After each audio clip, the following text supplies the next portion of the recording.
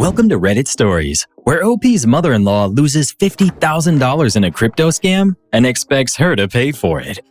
Am I the jerk for not wanting to help my in-laws after my mother-in-law lost $50,000 in a crypto scam? I need to write this out because I feel like I'm going crazy, and I need people who don't know us to tell me what they actually think. My mother-in-law, Linda, is 64. She and my father-in-law, Gary, are retired. They have a paid-off house, a pension, and a savings. They're not wealthy, but they are comfortable, and they worked hard to get where they are. By any reasonable measure, they're doing just fine.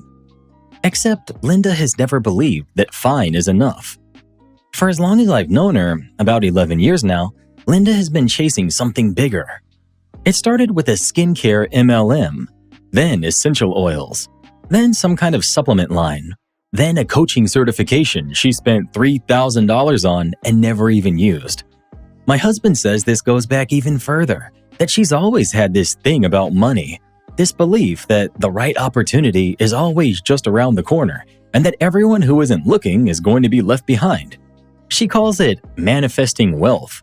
I call it a pattern that nobody has ever set her down and talked honestly about. A couple of years ago, she found crypto. She would send us articles. She called it the future. She told us we needed to get in before it was too late, that we were going to regret sitting on the sidelines. My husband and I listened politely every time, and every time we said no thank you, we're not interested. She thought we were just being naive. We thought we were being reasonable, and we left it there. 3 weeks ago, Gary showed up at our house on a Tuesday afternoon, alone. Gary never comes to our house alone.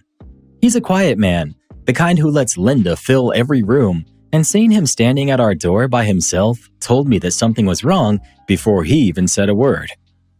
He sat at our kitchen table and he told us the truth. Linda had found a new coin about 4 months ago. Someone in an online community that she's part of had been talking it up for weeks. Guaranteed returns, early access, the ground floor of something massive.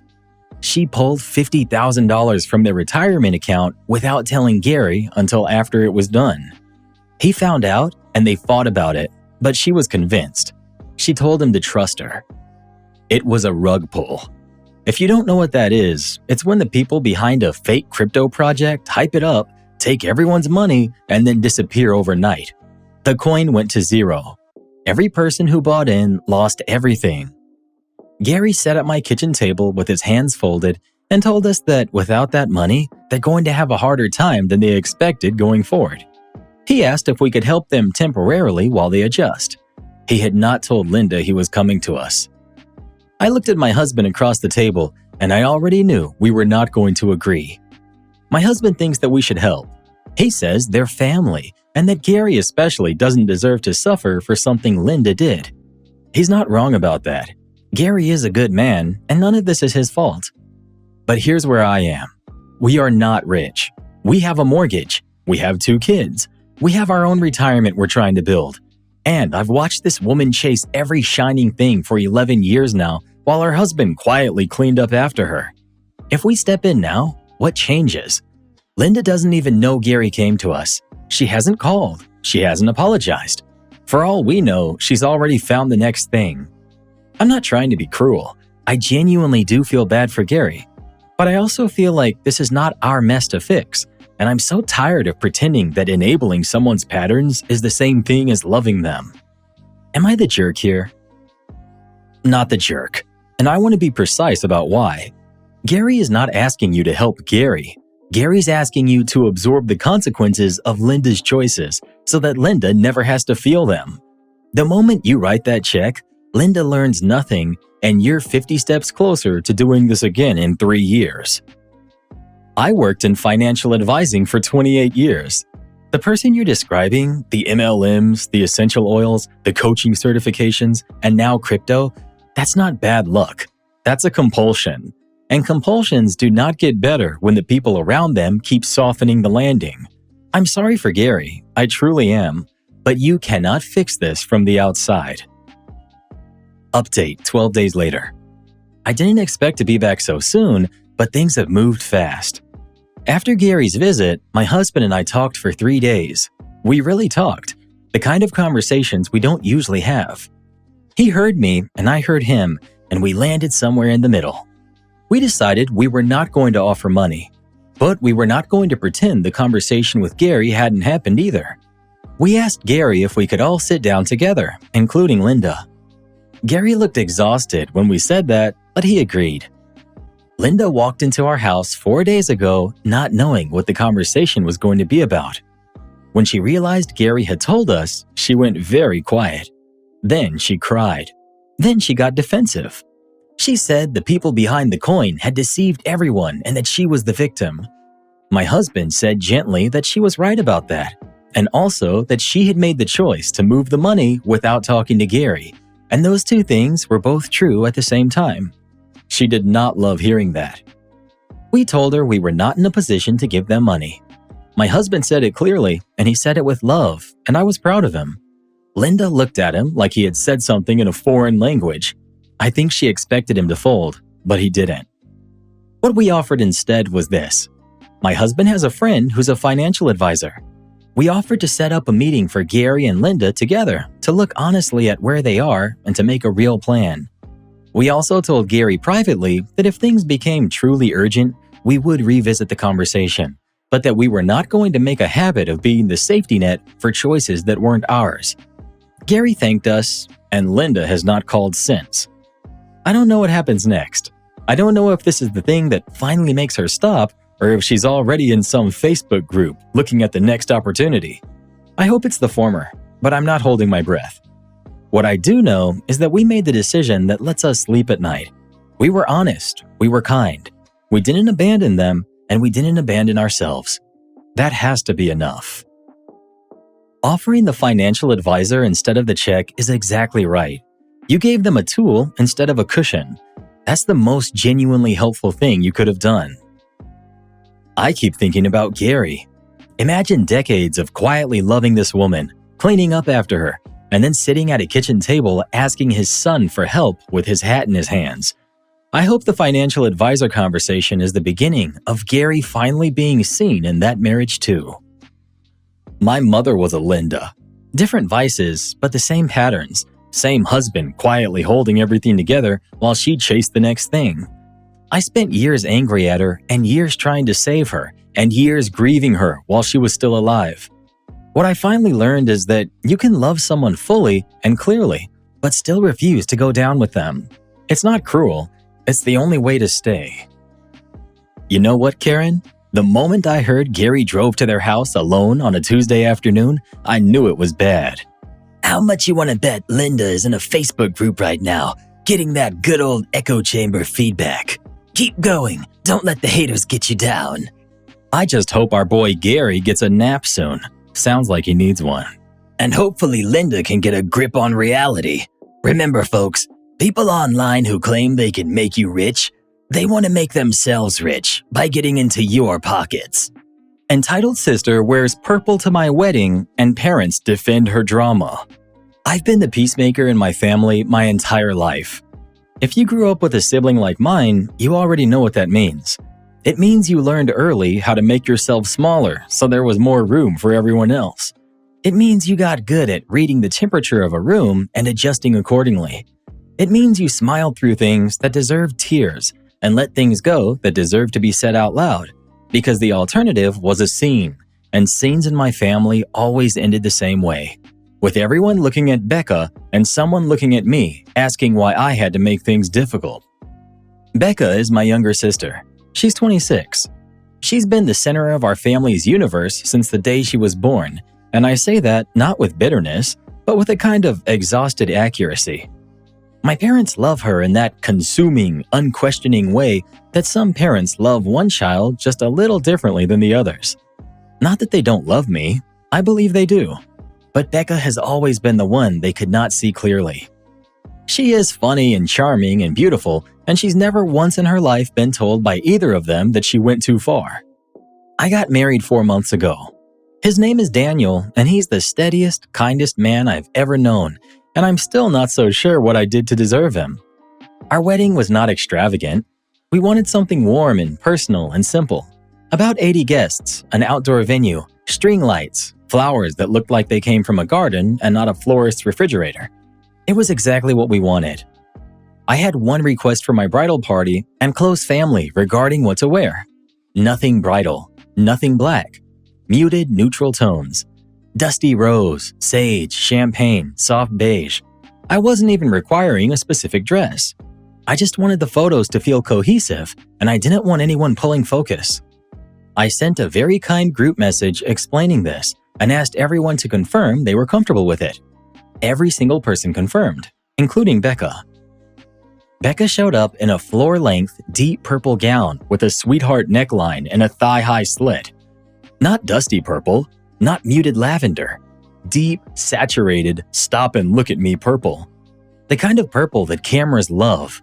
The kind of color that in a sea of champagne and sage reads like a spotlight. I saw her walking toward the venue from across the lawn, and I felt something move through me that I still don't have a clean word for. It wasn't anger exactly, not yet. It was more like recognition. Like a part of me that had always known who she was finally stopped arguing with the part of me that had spent years making excuses for her. I made a decision in that moment. I was not going to let this become my wedding day. I smiled at her. I told her she looked beautiful because she did.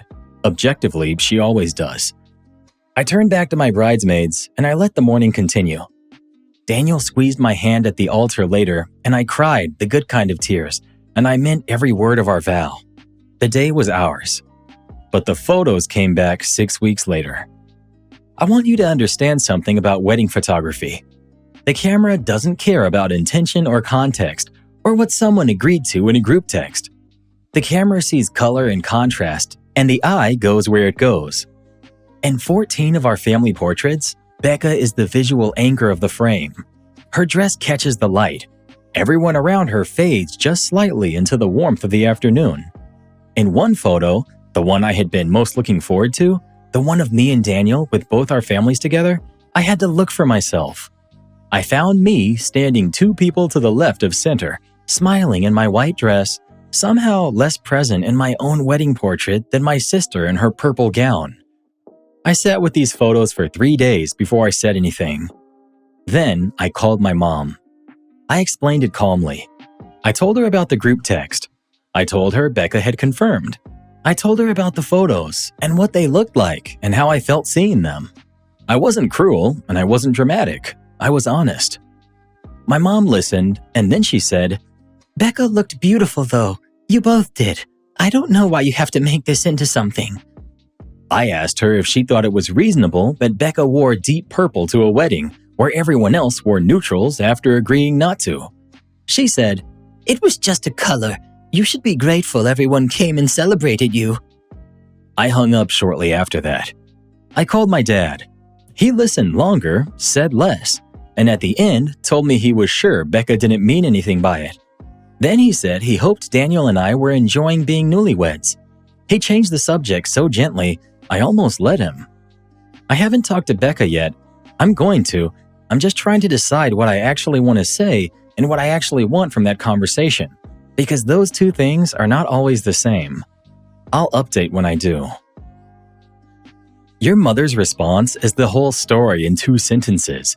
It was just a color, and you should be grateful everyone came. She's not defending Becca's choices. She's defending her own inability to ever hold Becca accountable for anything. You are not the problem here. You have never been the problem. Can we talk about Daniel squeezing your hand at the altar? That man knew. He saw you absorb that moment and keep going, and he held your hand and said nothing because nothing needed to be said. Hold on to him.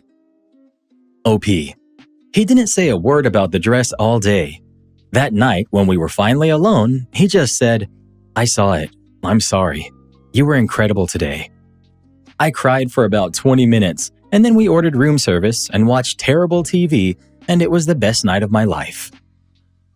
Wedding photographer of 12 years here. We notice everything. When a guest wears something that pulls focus, we do our best to manage it in the framing, but there are limits, especially with large group shots. What you're describing with the family portraits is exactly what happens, and there's nothing we can do once the light hits that kind of color. I'm so sorry. This was not accidental. No one accidentally wears that dress to a wedding with a neutral palette request. The part that gets me is that she confirmed. She read that message, she knew exactly what she was being asked, and she confirmed it. And then she showed up in that dress anyway. That's not a mistake, that's a decision. And the fact that your parents can't see the difference between those two things tells you everything you need to know about how this family has always operated. Update 18 days later.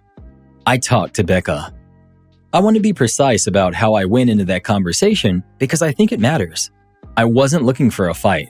I wasn't looking for her to collapse into apologies, though I would not have turned that down.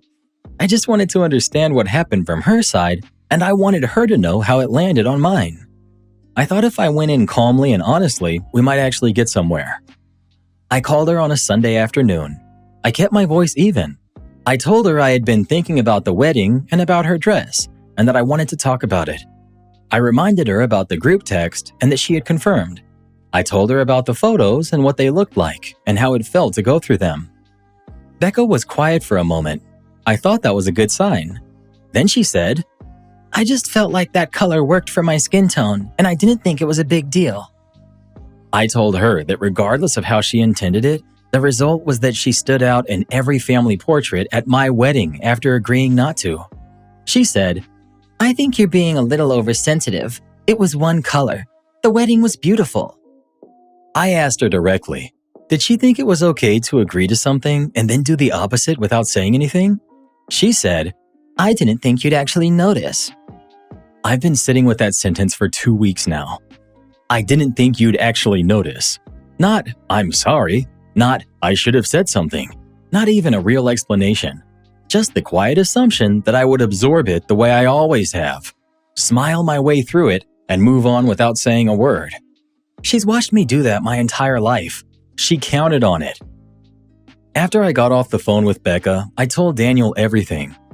He sat across from me at the kitchen table and listened without interrupting, and when I was done, he said, "What do you need right now?" Not, "What should we do?" Not, "Here's what I think." Just, "What do you need?" I told him I needed 10 minutes to just feel how sad it was, and then I wanted to make dinner together and talk about something else entirely. He set a timer on his phone. When it went off, he got up and handed me a glass of wine and asked me what I wanted to cook.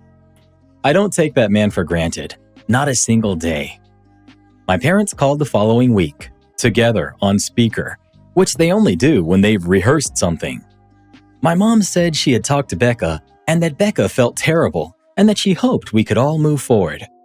I asked if Becca had actually said she felt terrible or if that was my mom's interpretation. There was a pause. My mom said she was sure Becca felt bad even if she hadn't said it exactly like that. My dad said he just wanted everyone to get along. I told them both that I loved them and that I wasn't interested in pretending this hadn't happened. My mom said I was holding on to things. My dad said he hoped I would think about the big picture. I said I was thinking about exactly that. I've been doing a lot of thinking about the big picture. I spent the first 30 years of my life making myself easier to overlook so that Becca could be easier to love. I don't think I can keep doing that. I don't think I want to. I'm not making any permanent decisions right now, but something shifted, and I don't think it's shifting back. Final update will come when I know what I'm actually going to do. Your mom said Becca felt terrible without Becca actually saying it. Your mom is so practiced at managing Becca's image that she will speak feelings on her behalf rather than let the silence say what it says. That is not a mother protecting a daughter. That's a mother protecting a story she's been telling herself for 26 years. Final update 5 weeks later. This is my last update. I'll try to say it clearly. I am not going no contact with my family. I want to say that first because I know that's where people sometimes expect these stories to land, and it's not where I am. These are my parents. I love them. I even love Becca, in the complicated way you love someone who's taken from you for so long that love and grief have become almost the same feeling. But I am done performing. This is the decision I've made. I'm done making myself easier to overlook. I'm done absorbing things without naming them. I'm done being the one who keeps the temperature comfortable for everyone else at the expense of my own. I'm not going to cause scenes. I'm not going to be cruel. I'm not going to carry a list of grievances into every room. I'm just going to be honest, clearly and calmly, in the moment something happens instead of swallowing it and smiling. That's a harder thing than it sounds when you've been doing the opposite your entire life. I had one more conversation with Becca. It was shorter than the others. I told her that I loved her and that I also needed her to know that things were going to be different going forward. That I was going to say things when they needed to be said, and I was going to expect to be treated with the same basic consideration I had always extended to her. She got quiet. Then she said she didn't know what I wanted from her. I told her I wanted what I had always given: basic honesty, basic respect. Just that. She said she'd try. I don't know what that means yet, but I'm going to find out. My parents are adjusting to a version of me that doesn't automatically smooth everything over, and I can tell it confuses them. My mom called last week, and when I didn't immediately reassure her that everything was fine, she seemed genuinely unsure of what to do next. That was uncomfortable to witness, and I stated it anyway. My dad has been quieter. I think somewhere underneath all of it, he knows. I think he's always known and found it easier to look the other way. I have more grace for him than I expected to.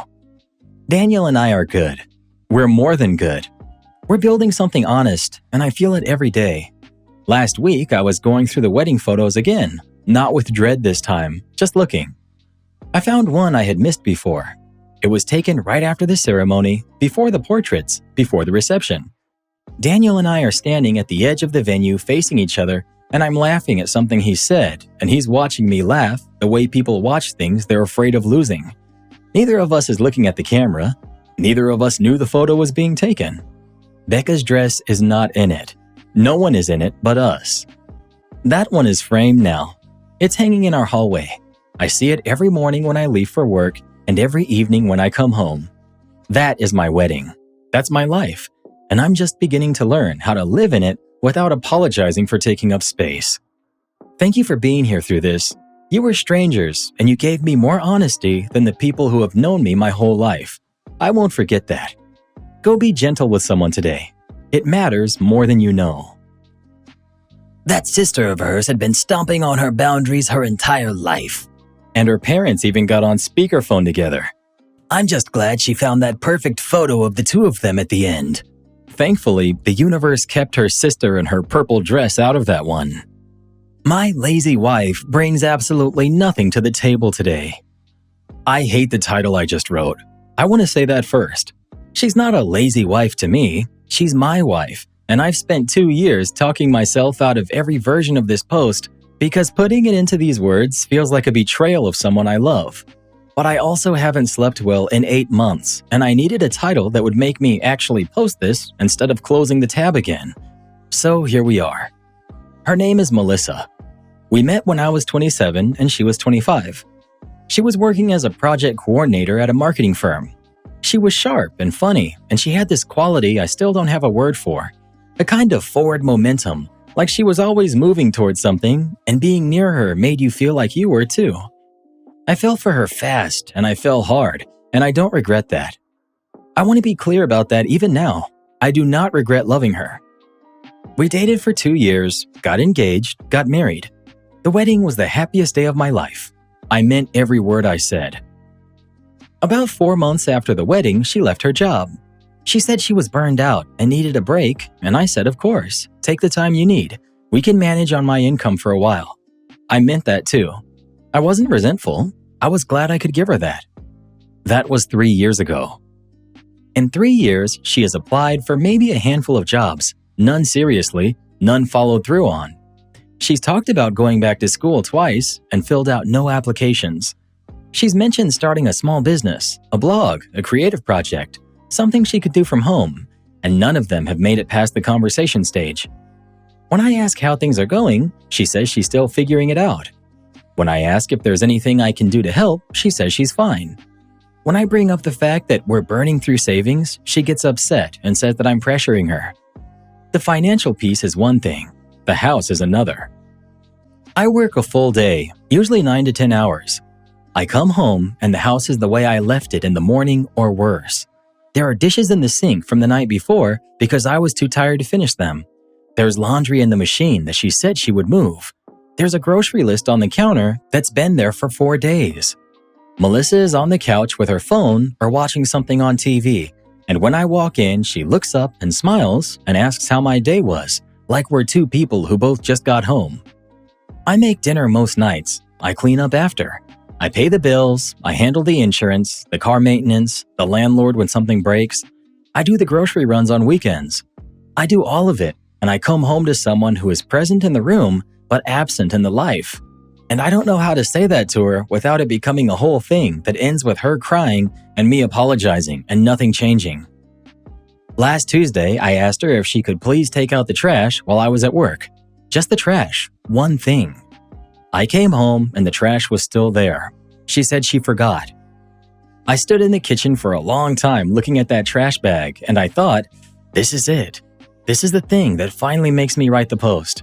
Not because of the trash, but because of what the trash represents after 3 years of watching someone I love disappear into a version of herself I don't recognize and being unable to do a single thing about it. I don't know if this is laziness. I don't know if it's depression. I don't know if I did something wrong somewhere along the way or if she made a decision at some point that I just wasn't there for. I don't know anything anymore except that I'm exhausted and I'm lonely and I'm married, and those 3 things shouldn't all be true at the same time. Is this my fault? Am I missing something? What do I actually do now? What you're describing, the checking out after the wedding, the forward momentum disappearing, not recognizing the person you married, that's one of 2 things. It's either depression, which is real and serious and treatable, but requires her participation to address, or it's a person who showed you who she wanted you to see until she felt secure enough to stop. Only you can figure out which one it is, but you need to figure it out. The answer changes everything. Before you decide anything, I want to ask you one question. Has she ever seen a doctor or a therapist during these 3 years? Because what you're describing, the withdrawal, the lost ambition, the inability to follow through on anything, the checked out quality, that can be clinical depression, and it doesn't always look like sadness. Sometimes it looks exactly like this. I'm not excusing the behavior. I'm asking if you know what you're actually dealing with. OP. She saw a therapist for about 2 months last year, stopped going and said it wasn't helping. I suggested she try someone else. She said she would, but she hasn't. Update 14 days later. I had the conversation. I want to be honest about how hard it was to get there because I think that part matters. I drafted it in my head for 10 days. I kept finding reasons to wait. She seemed okay one morning, and I thought maybe things were shifting on their own. She made dinner one night, actually made it, and I told myself maybe I had been overreacting. Then 2 days later, we were back to exactly where we were, and I knew I was just looking for exits from a conversation I needed to have. I asked her on a Saturday morning if we could talk. No phones, no TV, just us at the kitchen table. She said sure and sat down, and I could already see her preparing for something, a kind of bracing, like she knew what was coming even if she didn't know the words yet. I told her everything, not in a list, not as accusations. I just talked. I told her I was lonely. I told her I was tired. I told her I missed her, the her that I met, the forward momentum, the person who was always moving towards something. I told her I was scared that person was gone and I didn't know where she went or if I had done something to send her there. I told her I couldn't keep living the way we had been living and that I needed us to be honest with each other about what was actually happening. She cried. I expected that. But this time was different from the other times. She didn't deflect. She didn't apologize in that quick surface way that ends the conversation without addressing anything. She sat with it. She cried for a while, and I let her, and I didn't rush to make it better the way I usually do. Then she said something I wasn't prepared for. She said she knew. She said she had known for a long time that something was wrong with her, and she had been so ashamed of it that it was easier to just keep going, keep pretending she was figuring it out, keep avoiding the thing she was most afraid of, which was that there might actually be something genuinely wrong with her that she couldn't fix on her own. She said the therapist she had seen last year had mentioned the possibility of a mood disorder, and she had stopped going because hearing that out loud had terrified her. I didn't know any of that. In 3 years, she had never said any of that to me. We talked for 3 hours. It was the most honest conversation we've had since before we got married. At the end of it, she said she wanted to go back to therapy. Not the same therapist, someone new. She said she wanted to try medication if that's what it comes to. She said she was sorry, not the quick surface sorry, but slowly and like she meant the weight of it. I told her I loved her, and I also told her that love was not going to be enough on its own anymore, that I needed to see movement, real movement, not promises. I told her I would be there for the process, but I couldn't be the only one in the process. She said she understood. She has an appointment with a new therapist on Thursday. I made a commitment to myself that I was going to watch what she does and not what she says from here. Not with cruelty, just with clarity. I don't know where this is going, but it went somewhere real for the first time in a long time, and I'm holding on to that carefully. She stopped going to therapy because a professional named something real and it terrified her. That's not laziness. That's a person drowning who's been treading water so long they forgot there was a surface. The fact that she told him that after all this time, it means something. I hope Thursday happens. Final update 7 weeks later. Melissa has been seeing her new therapist for 6 weeks. She was diagnosed with persistent depressive disorder, which her therapist described as a low-grade chronic depression that can be easy to miss because it doesn't always look like sadness. It can look like emptiness. It can look like withdrawal. It can look like a person who used to have forward momentum, standing completely still and not knowing why. I looked up that diagnosis after she told me. I sat with it for a long time, and then I thought about every moment over the past 3 years where I had watched her and felt confused and helpless and a little angry, and I felt something shift in me that I'm still processing. Not guilt exactly, something more like grief. Grief for what she was carrying alone and grief for what we lost in the years before we knew what we were dealing with. She started medication 3 weeks ago. Her therapist said it can take time to find the right fit. Some days are better than others. There have been mornings where I have come downstairs and the kitchen is clean and there's coffee already made and she's sitting at the table reading something and she looks up and smiles and I see a flash of the person I fell for and it fills me up in a way I don't have words for. There have also been afternoons where she's back on the couch and the weight is back on her face and I remind myself that this is not a straight line, that healing is not a straight line. I'm in therapy too now, started about a month ago. My therapist said something in our second session that I've been thinking about ever since. She said that loving someone through something like this without any support of your own is like trying to give someone water when your own cup has been empty for years. You can't pour from empty. I had been trying to pour from empty for a long time. Our marriage is not fixed. I want to be honest about that. We're not on the other side of this. We're in the middle of it, doing the work. Some days better than others. But we're both in it now, and that's the thing that was missing for 3 years. I was in it alone. Now I'm not. Last week she cooked dinner. Not because I asked, not because she felt guilty, just because she wanted to. I came home and the whole apartment smelled like the pasta she used to make when we were dating.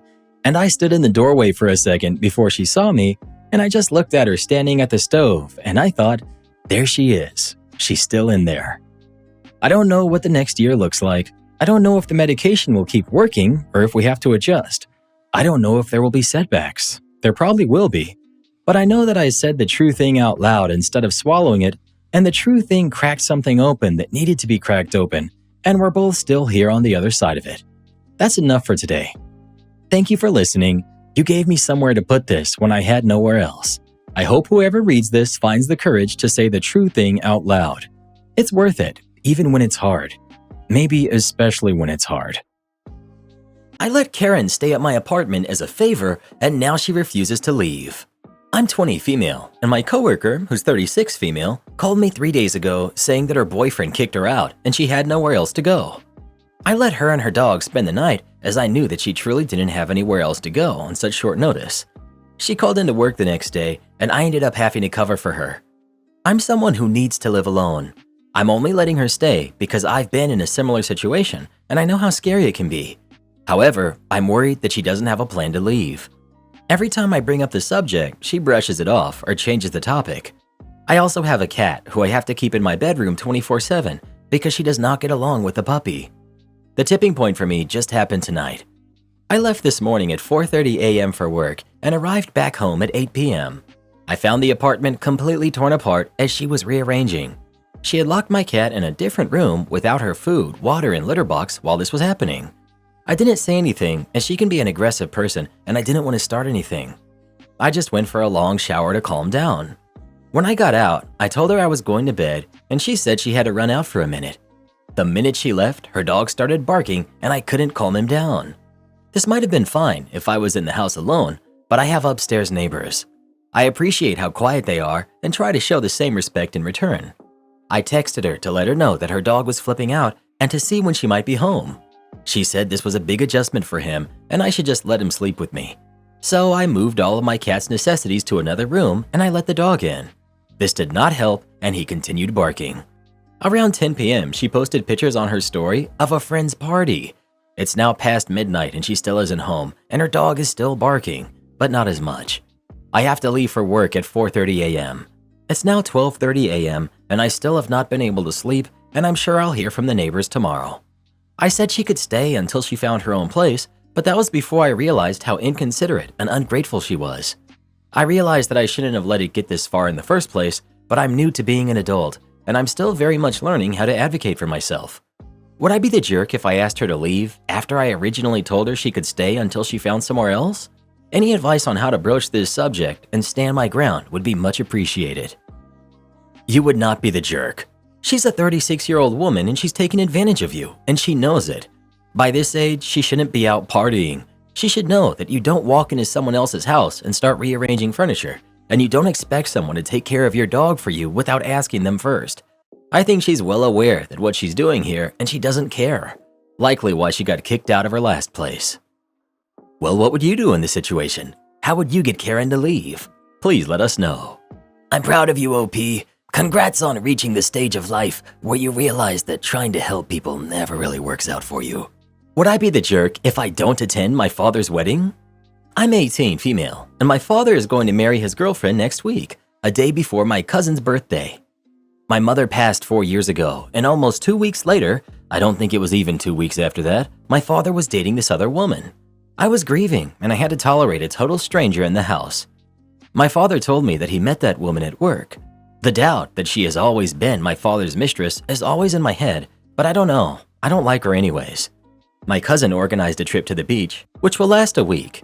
It was given to her by my aunt and uncle because she won a scholarship overseas in college. My aunt and uncle won't go to the wedding. Some of my other cousins won't go to the wedding to go on the trip too. My cousin arranged the trip entirely on purpose to ruin my father's wedding since my mother was her godmother. My father was mad at her, but my cousin told him she's not going to cancel her trip for a second wedding, or in her literal words, I'm much more interested in seeing the grass grow than your wedding. Today, my father found out that I'll be going on the trip too, and he's totally mad at me. He even cried, telling me that everyone is punishing him for finding love. I asked him if my mother wasn't the love of his life then, and he kept crying, saying that I don't understand because I'm too young. He says that every time I try to talk about something serious with him, even when I want to talk about politics or important things. It's his way of shutting me down. And he just finally found love. His words. He said his girlfriend is the real love of his life. Good for him, I guess. My mother always said he was the love of her life until the last day, and because of his words, my mother was never the love of his life. I think I feel sad to think about how my mother would feel if she heard my father say this, that he finally found real love, when in my mother's eyes and words, he was her soulmate. Can you really find the love of your life in 2 weeks? I understand that grief is different for everyone, but who grieves spending Christmas with your new girlfriend and not with your daughter who lost her mother? He neglected me since I was a teen. Everything was always about how he feels and what he wants. I told him that I will go on the trip and I don't want to attend his wedding, and he kept crying. My paternal grandparents called me to pray and tell me that I'm being unfair to my father, who just found love again, but I just don't want to go, and I don't want to be near him either. I stopped being close to my dad a long time ago.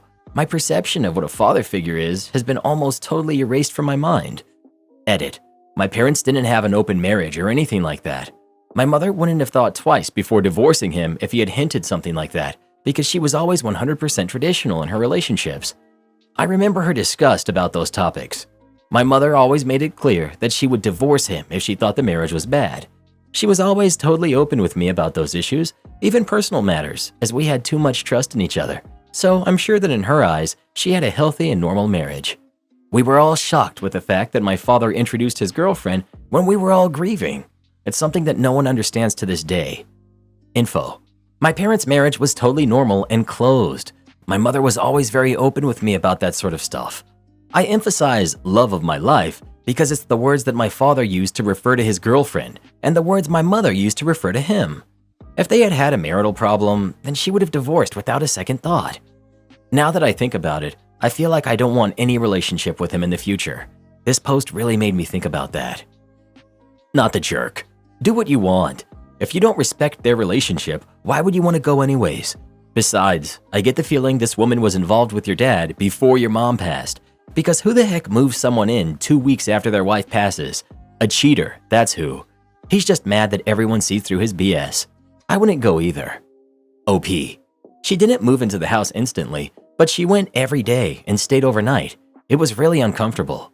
I always suspected that she was my father's mistress, but I never asked because my father would deny it anyway. Gosh, he abandoned you when you were just 14 to spend Christmas with his new girlfriend right after you lost your mother? And mind you, his wife? Not the jerk, but he sure is. OP. When Christmas came, he decided to go on a trip with his girlfriend without even inviting me because I never liked Christmas anyways. I spent that Christmas with my mother's family. Update. Thanks to the comments that day, I decided to talk with my father and ask him if he cheated on my mother. I got really anxious and just needed to know the truth because it was something that made me feel very nervous.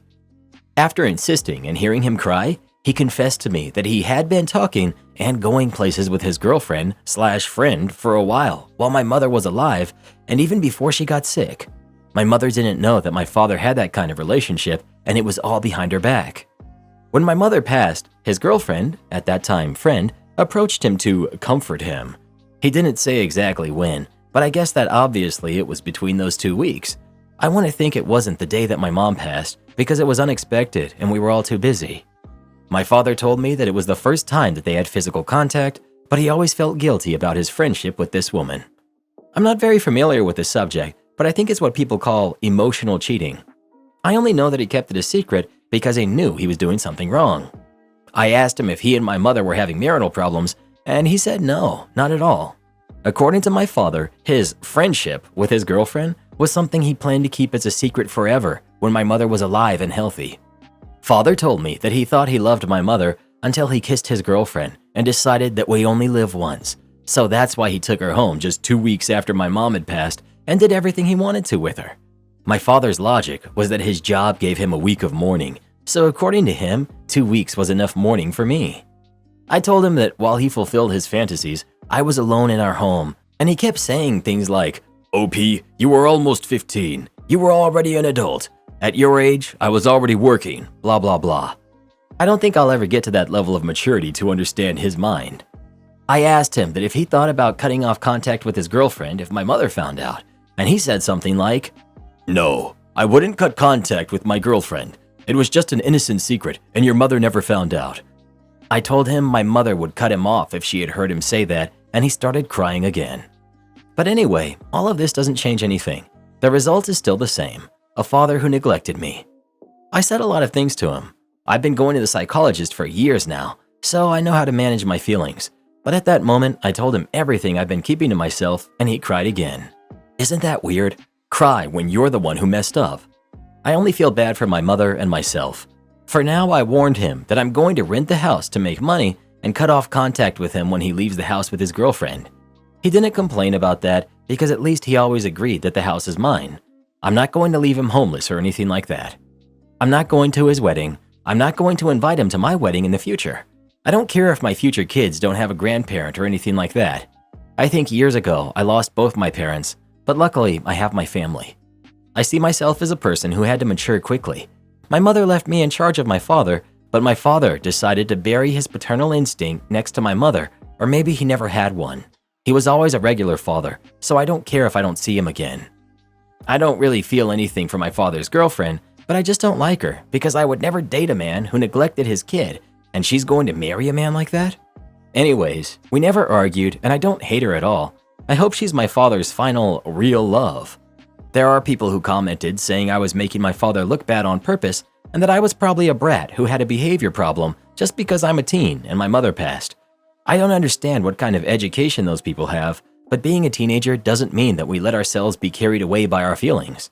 Sometimes a minor can speak much calmer and more controlled than an adult can, and that doesn't mean that I want to play myself as a saint. I really don't know where I went wrong for my father to prefer to forget that he has a daughter. I don't know what I could have done wrong. Maybe the key was to yell at him and make a tantrum to get his attention, as some comments said, but I stopped caring a long time ago. I gave a nice gift card to the former colleague that stole my tips. I work weekends at a local brewery. I'm fortunate that I do not need the money, but it gives me something to do because my wife works a ton of hours in the medical world, and I find it to be a good way to engage with people while also being forced to be out and about instead of sitting at home bored. I made the mistake of communicating that this was not a necessity job for me to a coworker, L. L then became distant, and when we chatted a lot prior, L started being weird. No big deal, I'm not here for L. Well, soon after that, I had a large group come in, and L took one of 3 $100 bills off the table and pocketed it that was meant as a tip for me. This group stayed all day to watch a tournament. They were there from 8 a.m. to 10 p.m. I did confront him and he denied it. He swore up and down he would never do that, but he was the only one in the party room other than me. It wasn't worth raising a stink because this guy doesn't do well financially, and I know he struggles to pay his rent. I maintained being cordial with L, to the point that he must have thought we were back to how it used to be, but I just didn't really give a hoot. Fast forward to the beginning of last month, and L lets everybody know he's going and working at a place on the tourist strip. His last day came that I was working with him, which happened to be a Saturday, and I overheard him admit to another employee not only that he took the 100, but that he regularly took his bus fare from my tables if they tipped cash. And he was laughing it off because I didn't need it. I was upset. The other employee came and told me what he had said, which was cool, but I said not to worry about it, and I appreciated her telling me. Here's the revenge. First, it's important to know that the rule at the brewery is that all servers have to have a manager approve all final bills and cash out all former employees to combat internal theft. Second, I only work weekends, but the brewery planned a nice little going away cheers for L on his final day, which was Monday. The day after I heard L's confession to stealing from me, I had a short shift. I bought a gift card from the brewery. They were supposed to be for no less than $10, but I rang one for 75 cents. I then wrote 75 on a sticky note and I stuck it to the gift card, which I put in a dollar store good luck greeting card. I didn't sign it. The managers already had a nice little gift bag for L in their office, and I stuck my card, with the gift card, on top of the gift bag, and it just said L's name on the envelope of the card. I had the next weekend off, which is when L came in with a date. As it was told to me, L and his girlfriend both ate and had a couple of beers, and when he tried to pay the manager with his gift card, he was about $74.25 short. And his date walked out, and L had to call his dad to pay his bill. I hope you enjoyed all my tip money, L. Entitled mother tells my mom to handle her kids. I'm 17, female. My mom, who's 41, took me out to get makeup the other day for a friend whose birthday is coming up. We entered the store and all was going well. I was checking out concealers while my mom was on the other side of the shop looking through various shades of lipsticks. Enter entitled mother, late 20s, female, with her devil spawn. I say devil spawn because her kids were misbehaving wildly, and she didn't bother even once to tell them to stop or anything, not even a minor rebuke. I say devil spawn because that about sums up these kids. They were running wild around the shop, throwing testers around, and being a general nuisance. My mom stepped in when the kids started poking their slimy little fingers into the lipstick testers. I get it, they're just testers, but ew. People are likely going to use those things to decide whether they want the shade or not, and God knows where those fingers have been. Like, one of them was legitimately picking his nose a little while ago. My mom, having 4 kids of her own, looked around to find their parent. Entitled mom was the only one in the shop besides us. My mom called out to her, and this is the conversation that went. Mom, excuse me, are these kids yours? I know, obvious, but my mom is a very polite person, so it's not odd to me. Entitled mom, yeah? My mom, can you please tell them to stop touching the testers? They're not toys. If it's such a problem, why don't you handle them? Oh boy. My mom left the shop for a few minutes and signaled me to not follow her. She came back with 2 buff security guards in tow. The kids were still poking their fingers in the testers. The guards walked up to the kids, and in the deepest baritone ever, one asked, "Excuse me, what are you doing?" The kids looked terrified and cued the waterworks.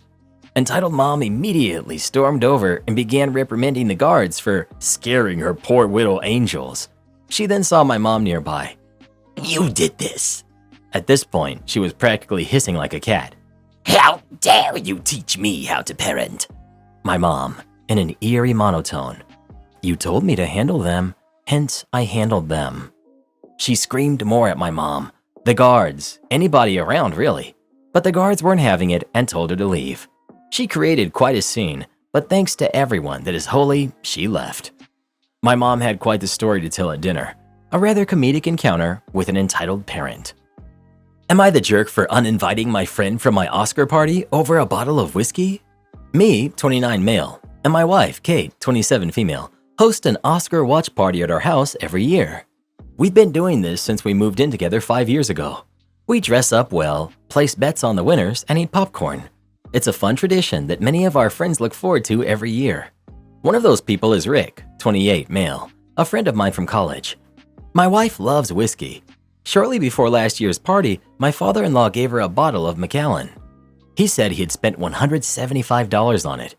Kate gave birth to our first baby in 2022 and was still naturally feeding last year, so she decided to save the bottle for after our son had weaned. During last year's watch party, Rick got wasted. While reaching for something else in our liquor cabinet, he accidentally dropped and broke the bottle.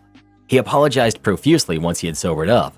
I was angry, but the whiskey was Kate's and she forgave him, so I decided to drop the subject. A couple of weeks after that, we asked Rick how he planned on replacing the bottle. He was shocked at our question and told us he didn't intend to. Rick's been having money problems for a while and he struggles to pay his rent. He said that since we knew about his condition, it was unreasonable of us to expect him to pay for a $175 bottle of whiskey. I told Rick he had until this year's Oscar party, which was months away at the time, to save up for a new bottle. If he didn't, he wouldn't be welcome at our place for the party. At the time, he agreed. Throughout the year, I asked him about the savings several times. He always told me he was close to the goal. Last week, I asked Rick about it again. He confessed he hadn't actually saved any money for the bottle, so I kept my promise and uninvited him from the party. Both Rick and his girlfriend, who frequently join him at our parties, are now angry at me for uninviting him over a drunken mistake. They also insist that I'm being unsympathetic and entitled by expecting Rick to pay for a new bottle. Kate's on my side, but is worried that we're being too harsh. I really don't think we are, but as Sunday approaches, I'm starting to feel guilty. I have less than 2 days to sort this out. Edit.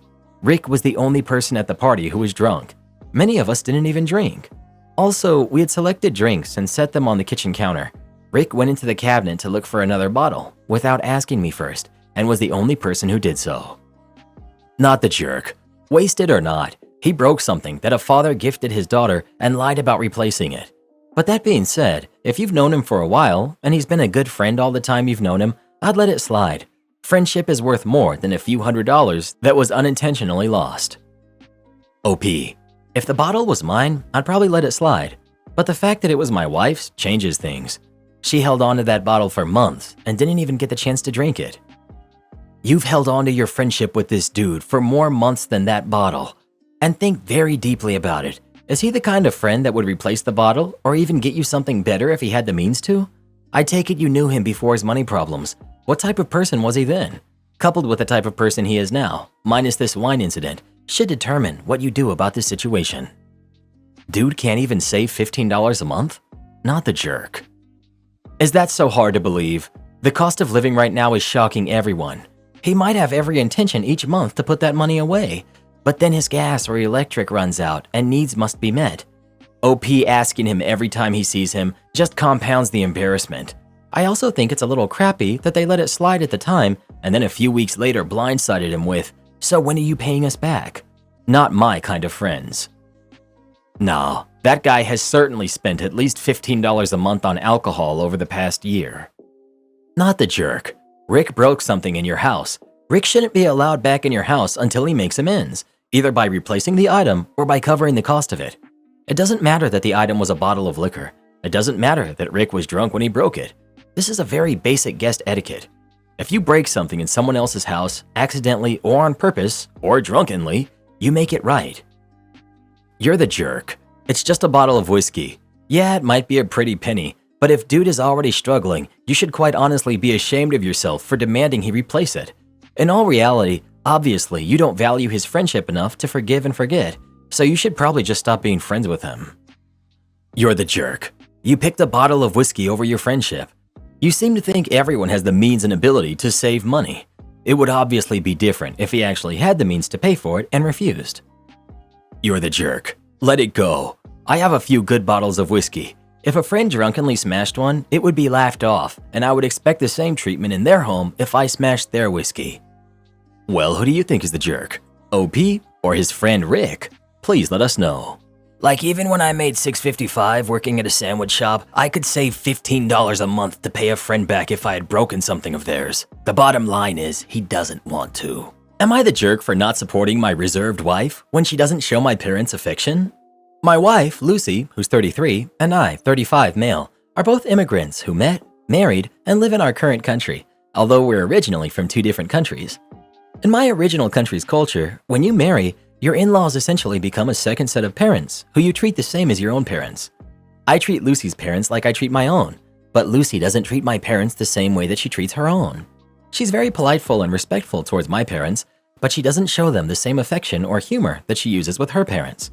Lucy is a pretty reserved person and doesn't show love often. It hurts my parents that Lucy doesn't treat them like her own parents, especially as my dad, 71 male, is very traditional and misinterprets her reservedness as disrespect. My parents love Lucy and don't understand why she's more reserved with them. I've tried explaining to them that Lucy is reserved, but they think that their children, biological or in-laws, should treat them more affectionately anyway. My dad loves talking politics with Lucy because they're both educated and well-traveled, and he's accustomed to people just agreeing with his opinions, since he's the oldest and therefore deserves the most respect, according to my culture. Lucy doesn't always agree with my dad's more conservative views and isn't afraid to tell him so, but has never been rude to him. It came to a head when my dad tried to speak politics with her one day when we were visiting for dinner. Instead of just agreeing with him though, Lucy expressed the exact opposite view, which she genuinely believes, and refused to change her opinion to appease him. My dad got upset, started yelling, and demanded to know why she wasn't more respectful, as a child should be towards their parent.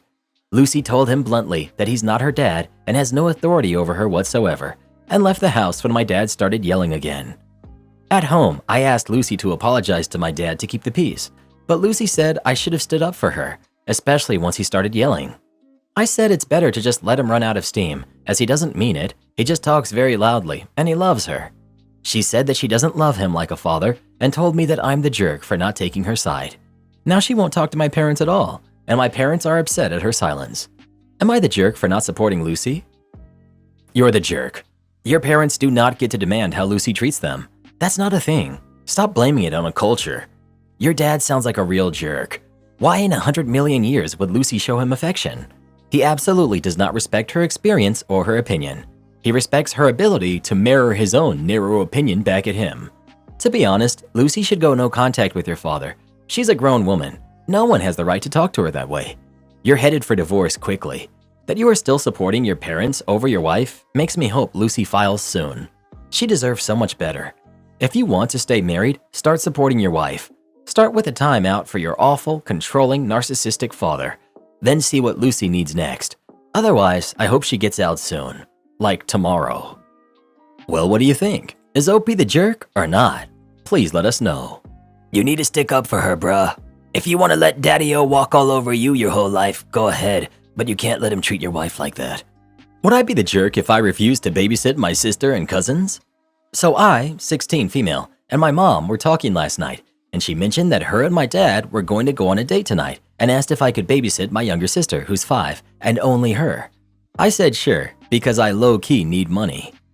This morning I walk downstairs and say hi to my mom, and I start talking to her. Randomly, she mentions we have to clean the house today.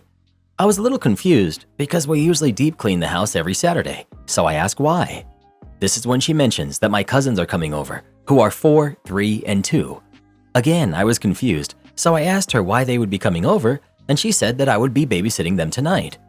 I immediately tell her that she didn't ask me beforehand and that she said I would only need to babysit my sister.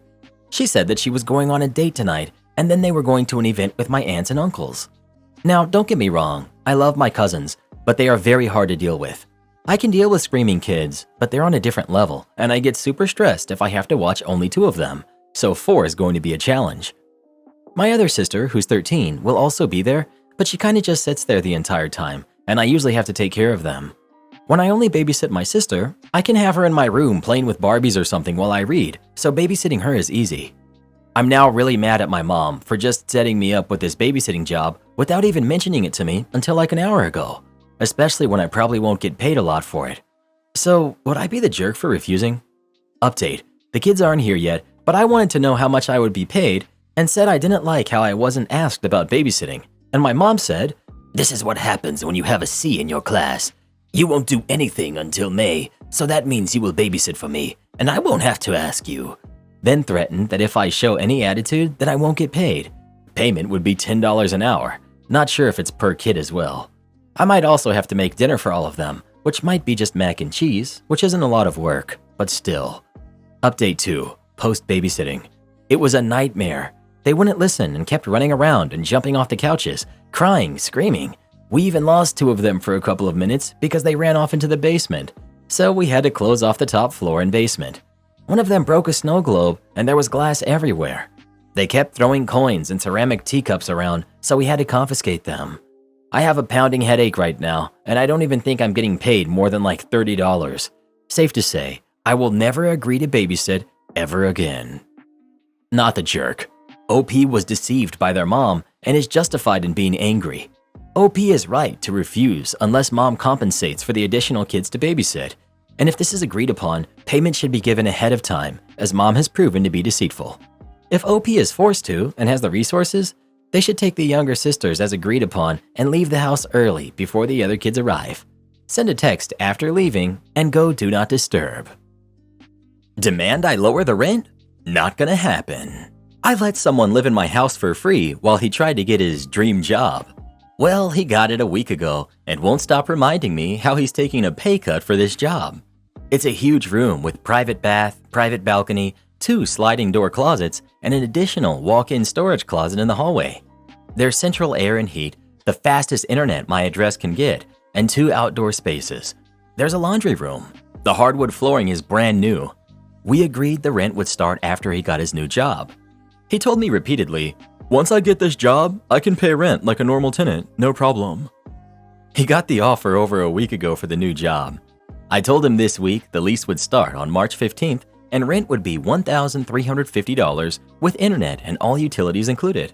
And he balked at that price. I told him fine, that we could do 3 months at $1,000 and then 9 months at $1,350 with all utilities included. Nope, he's still balking at that price.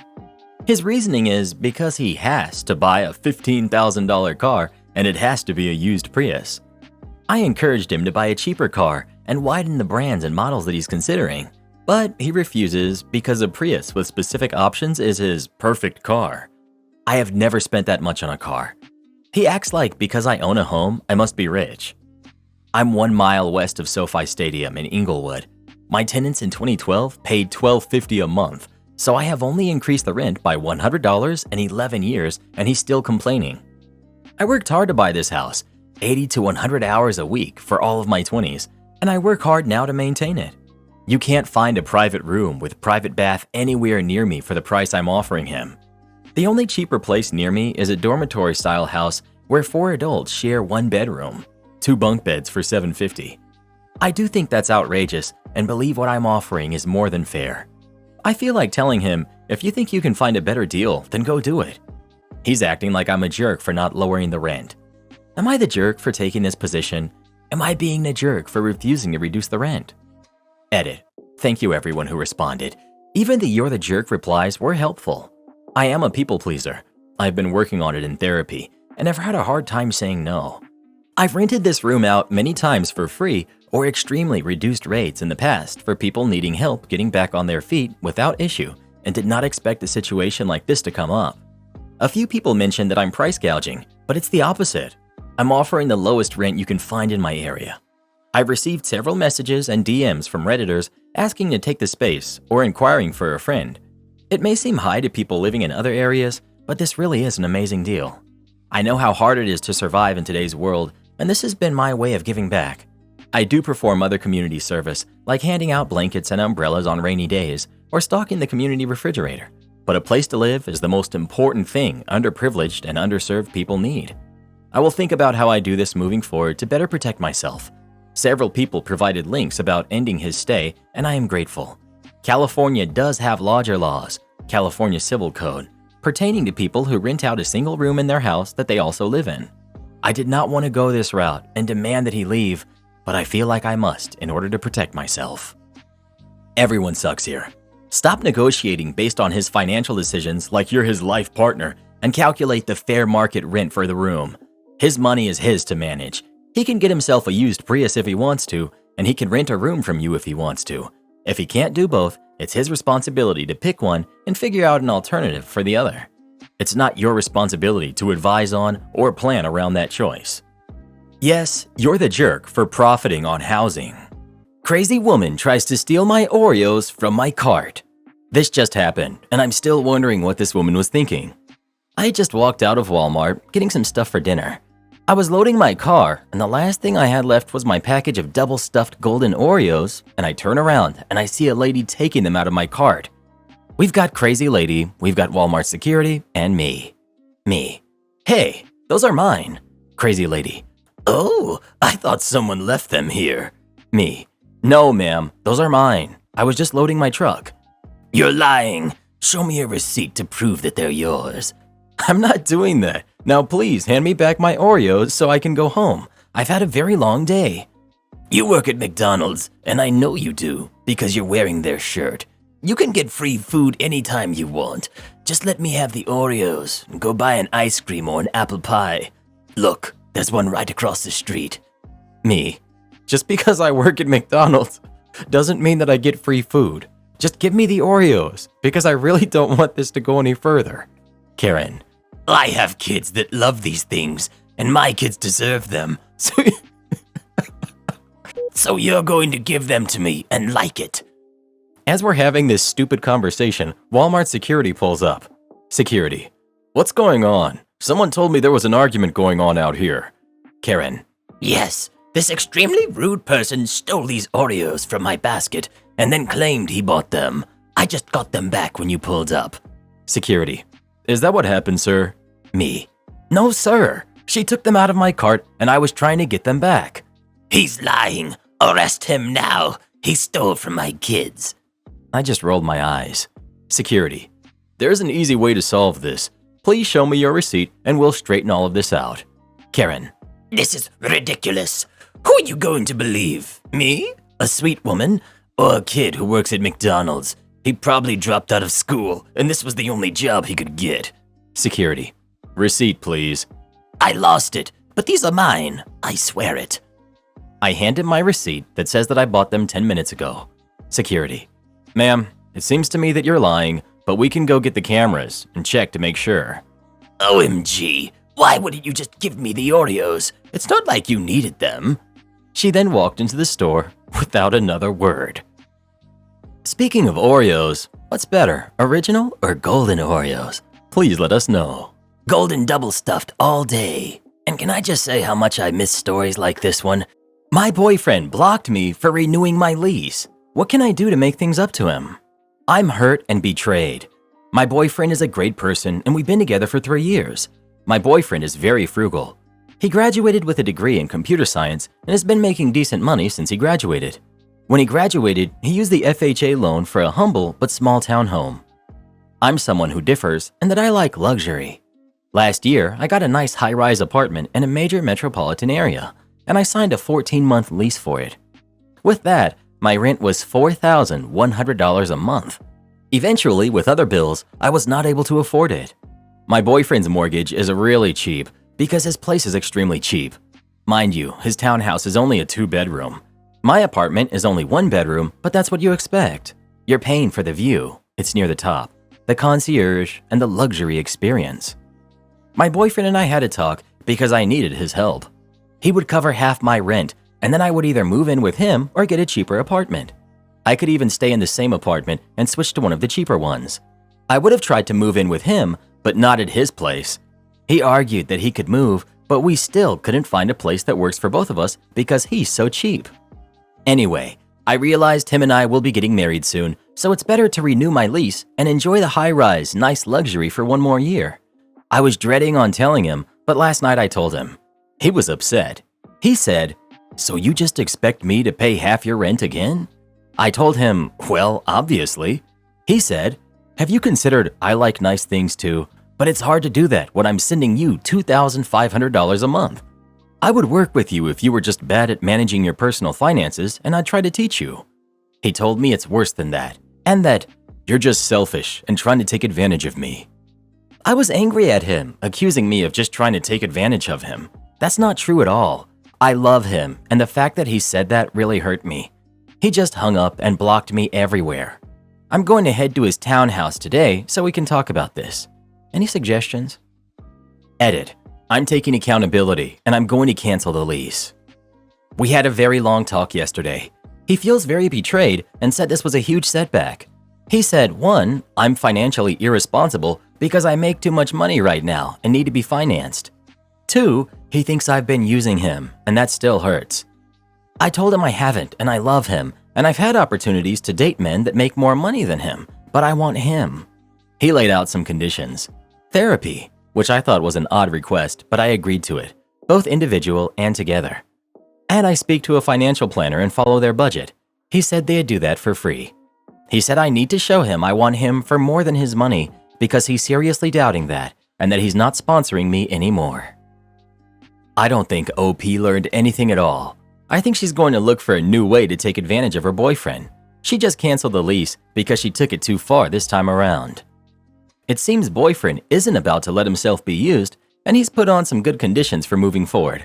But I agree, OP is going to learn an expensive life lesson. $4,100 rent and can't afford it? Yeah, right. Maybe I'm too poor to understand this, but paying $4,100 a month for a one-bedroom apartment? That's insanity to me. It's beyond unreasonable. The audacity of this OP. I can't imagine asking someone to cover half my rent like that.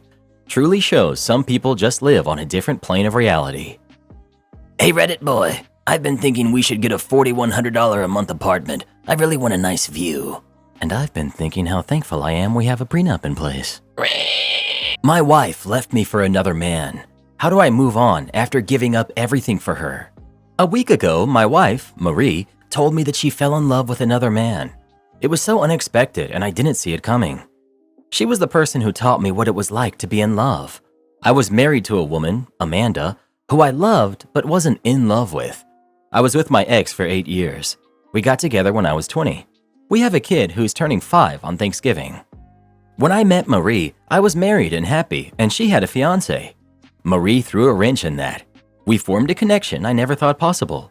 I could talk to Marie for hours all day. She was extremely beautiful, the best-looking woman I had ever been with. One of the hardest things to do was to tell Amanda that I was in love with another woman. It crushed her. She refused to sign the divorce papers and demanded we go to therapy. Eventually, she gave in, but that was hard, seeing a woman I still cared for be in so much pain. She doesn't talk to me unless it's about our kid, and that hurts me. But I did all that for Marie.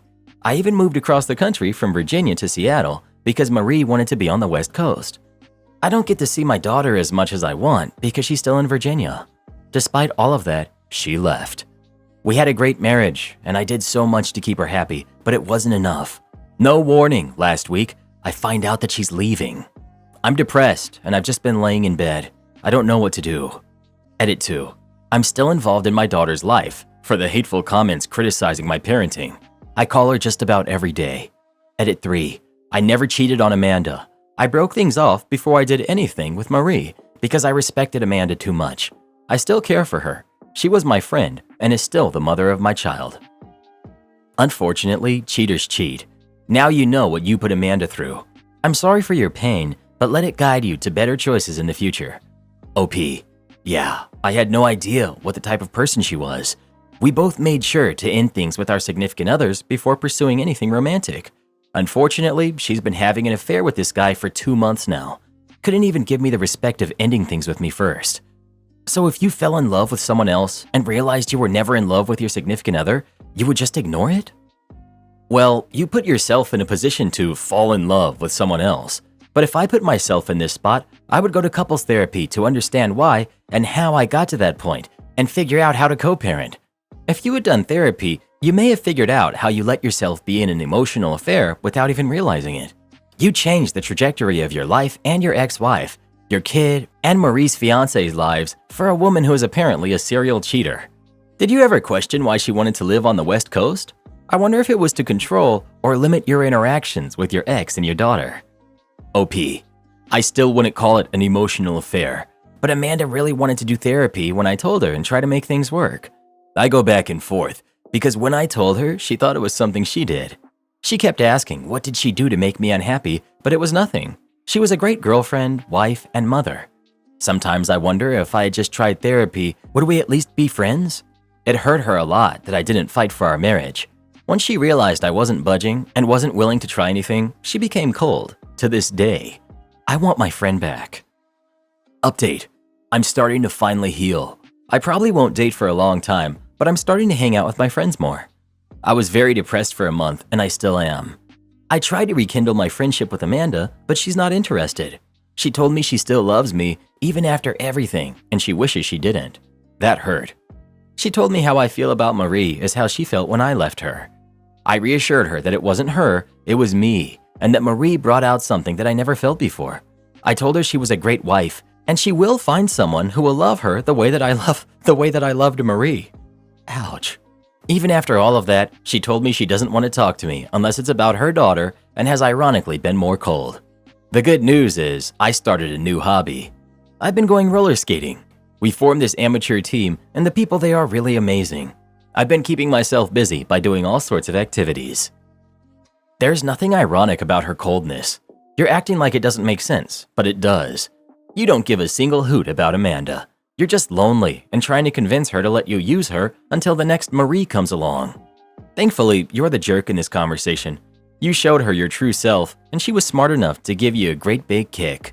Your ex-wife is not a stand-in for the star of your romantic life. She's your ex. She doesn't even remotely care that you're lonely, and she shouldn't. She has her own life to live.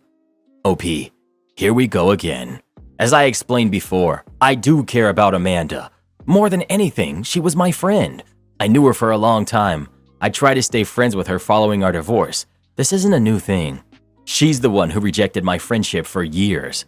I completely understand why, but I didn't just decide out of the blue I want to be friends. She knows I wanted to be friends with her, but the ball is in her court and has been the entire time. Update. How long after a divorce should you start dating again?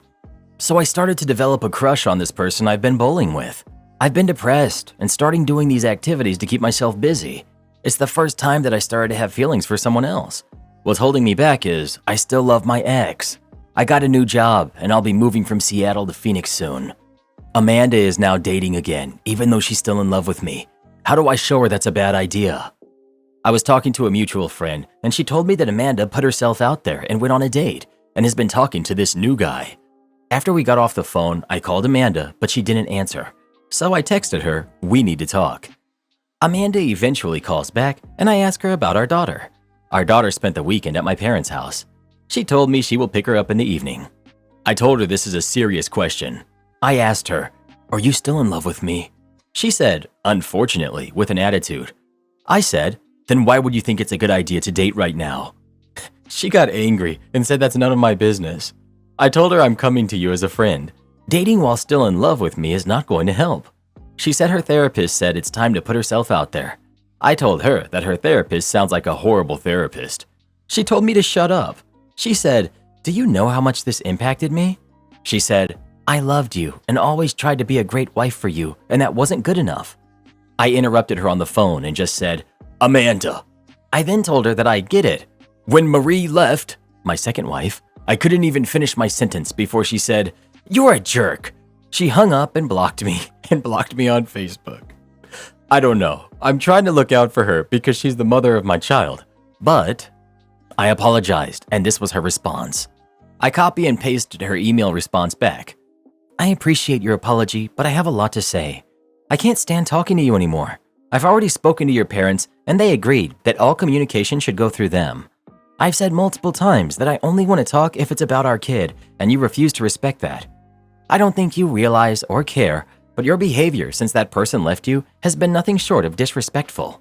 The impact this has had on my mental health has been insane. Even though you don't care, and don't tell me you do, saying that you care doesn't mean anything. I'm going to try to explain it to you. I've tried to explain this to you multiple times, but you always turn it back to yourself. I love you. I wish I didn't, and I don't know why. You were the love of my life. As dumb as it is, I wish you were still my husband. Every time I talk to you, it's a reminder of the life that I lost. Please, going forward, if you actually care about me, respect my boundaries. As hard as it was when that person left you, imagine if you had a kid with her and had to talk to her every day as she explains that you couldn't make her happy, but this other man can. I'm not sure how to respond. I took everyone's advice, but I'm hurt. My parents went behind my back and basically agreed to act as a liaison of communication for us without talking to me. I'm trying to respect her boundaries, but what about being able to talk to my daughter? Because of her blocking me from the phone, I haven't been able to talk to my daughter. It's already hard living so far and not being able to see my daughter as much as I would like to. I want to be respectful of her boundaries, but I can't agree to anything that will have me talking to my daughter less. Update. I didn't realize it until last night. I just moved to a new place, and my neighbor, she was taking me out to drinks, and she said, "You don't open up much, do you?" I hope I can go back to the old me, but my ex took something from me. I was more vulnerable with her than any other woman, including my first wife. She taught me what love is. I made so many sacrifices for that woman, and she still cheated. I've been keeping myself busy, as it hasn't even been 6 months since this happened. But when I make new friends, like my neighbor, it's hard to let my guard down. I just wanted to ask her, why are you so nice? What's your end goal? I didn't do that, obviously, but I miss the old me. Most of the comments have been mean and hurtful. That being said, I decided to use it to self-reflect and grow. Some common things I learned. People feel like I'm not taking accountability for what happened to Amanda. I want people to know that I take full responsibility. I have to learn that even though my intentions were in the right place, that doesn't change the hurt. People think I want Amanda back. Not true. I want people to know that I do empathize with what happened. I care about her and want her to find someone. I just don't think it's healthy to date while in love with someone else. People think that I left my daughter. Not true. I'm doing my best to be in her life. Still, I do take accountability for the pain that I caused Amanda. I still care about her and I want what's best for her. I fell in love with another woman and I wish I didn't. I was horrified when it happened. Right now, I just need someone in my corner. I need comfort and to heal. I hope this clears up any misconception. Before you comment on my post, understand that I take responsibility and I'm looking for ways to grow as a person. I can't be the father I want to be with my mental health in the gutter, and that's why I need comfort and doing things to help me get out of this depression. I love how throughout the posts, he constantly tries to argue that he loved his daughter and is still very involved.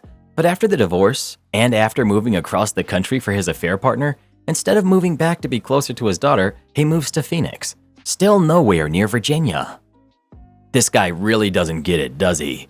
OP doesn't know what responsibility or self-awareness is, cause man, he's an awful person. Guy literally had an emotional affair, abandoned his family. Yet, this post screams out, "Focus on me" vibe. What a narcissist. I'm 32, female. My fiance, who's 34, male, won't sign our prenup, which was initially agreed upon and drafted 2 years ago. I've been with my fiance for almost 5 years, engaged for a year and a half. We are an interracial couple, me being from Canada and he's from India. I finally have a triple-figure net worth, half of which I've made since we started dating. He only has a few thousand in savings. Since our relationship, we've always had similar incomes, with him currently making more. I'm generally safer with my money, and he has lost a lot in his poor investments. He's always planned to bring over his parents from India, who I met there recently, to live with us or nearby. I was uncomfortable with this idea initially, early on in our relationship. After meeting them, I feel more flexible about this because we all got along fine while staying at their house for a few weeks. We all realized that I will be the one to pay the down payment for our first home, as I'm the only one with savings. I will likely be equally financially responsible for his parents because he can't afford to provide for them by himself, and their only wealth is their house, which they intend to keep. 2 years ago, pre-engagement, I told my then boyfriend that I'd like for us to have a cohabitation agreement because we were coming up to 2 years living together. This would also act as our prenup if we were to get married. I asked him if he'd be okay with that. And he said yes.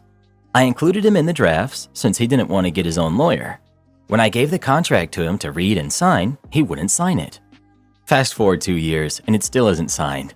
I've tried explaining how it's important for me to protect myself, especially since I'll be contributing the most financially to provide for us all.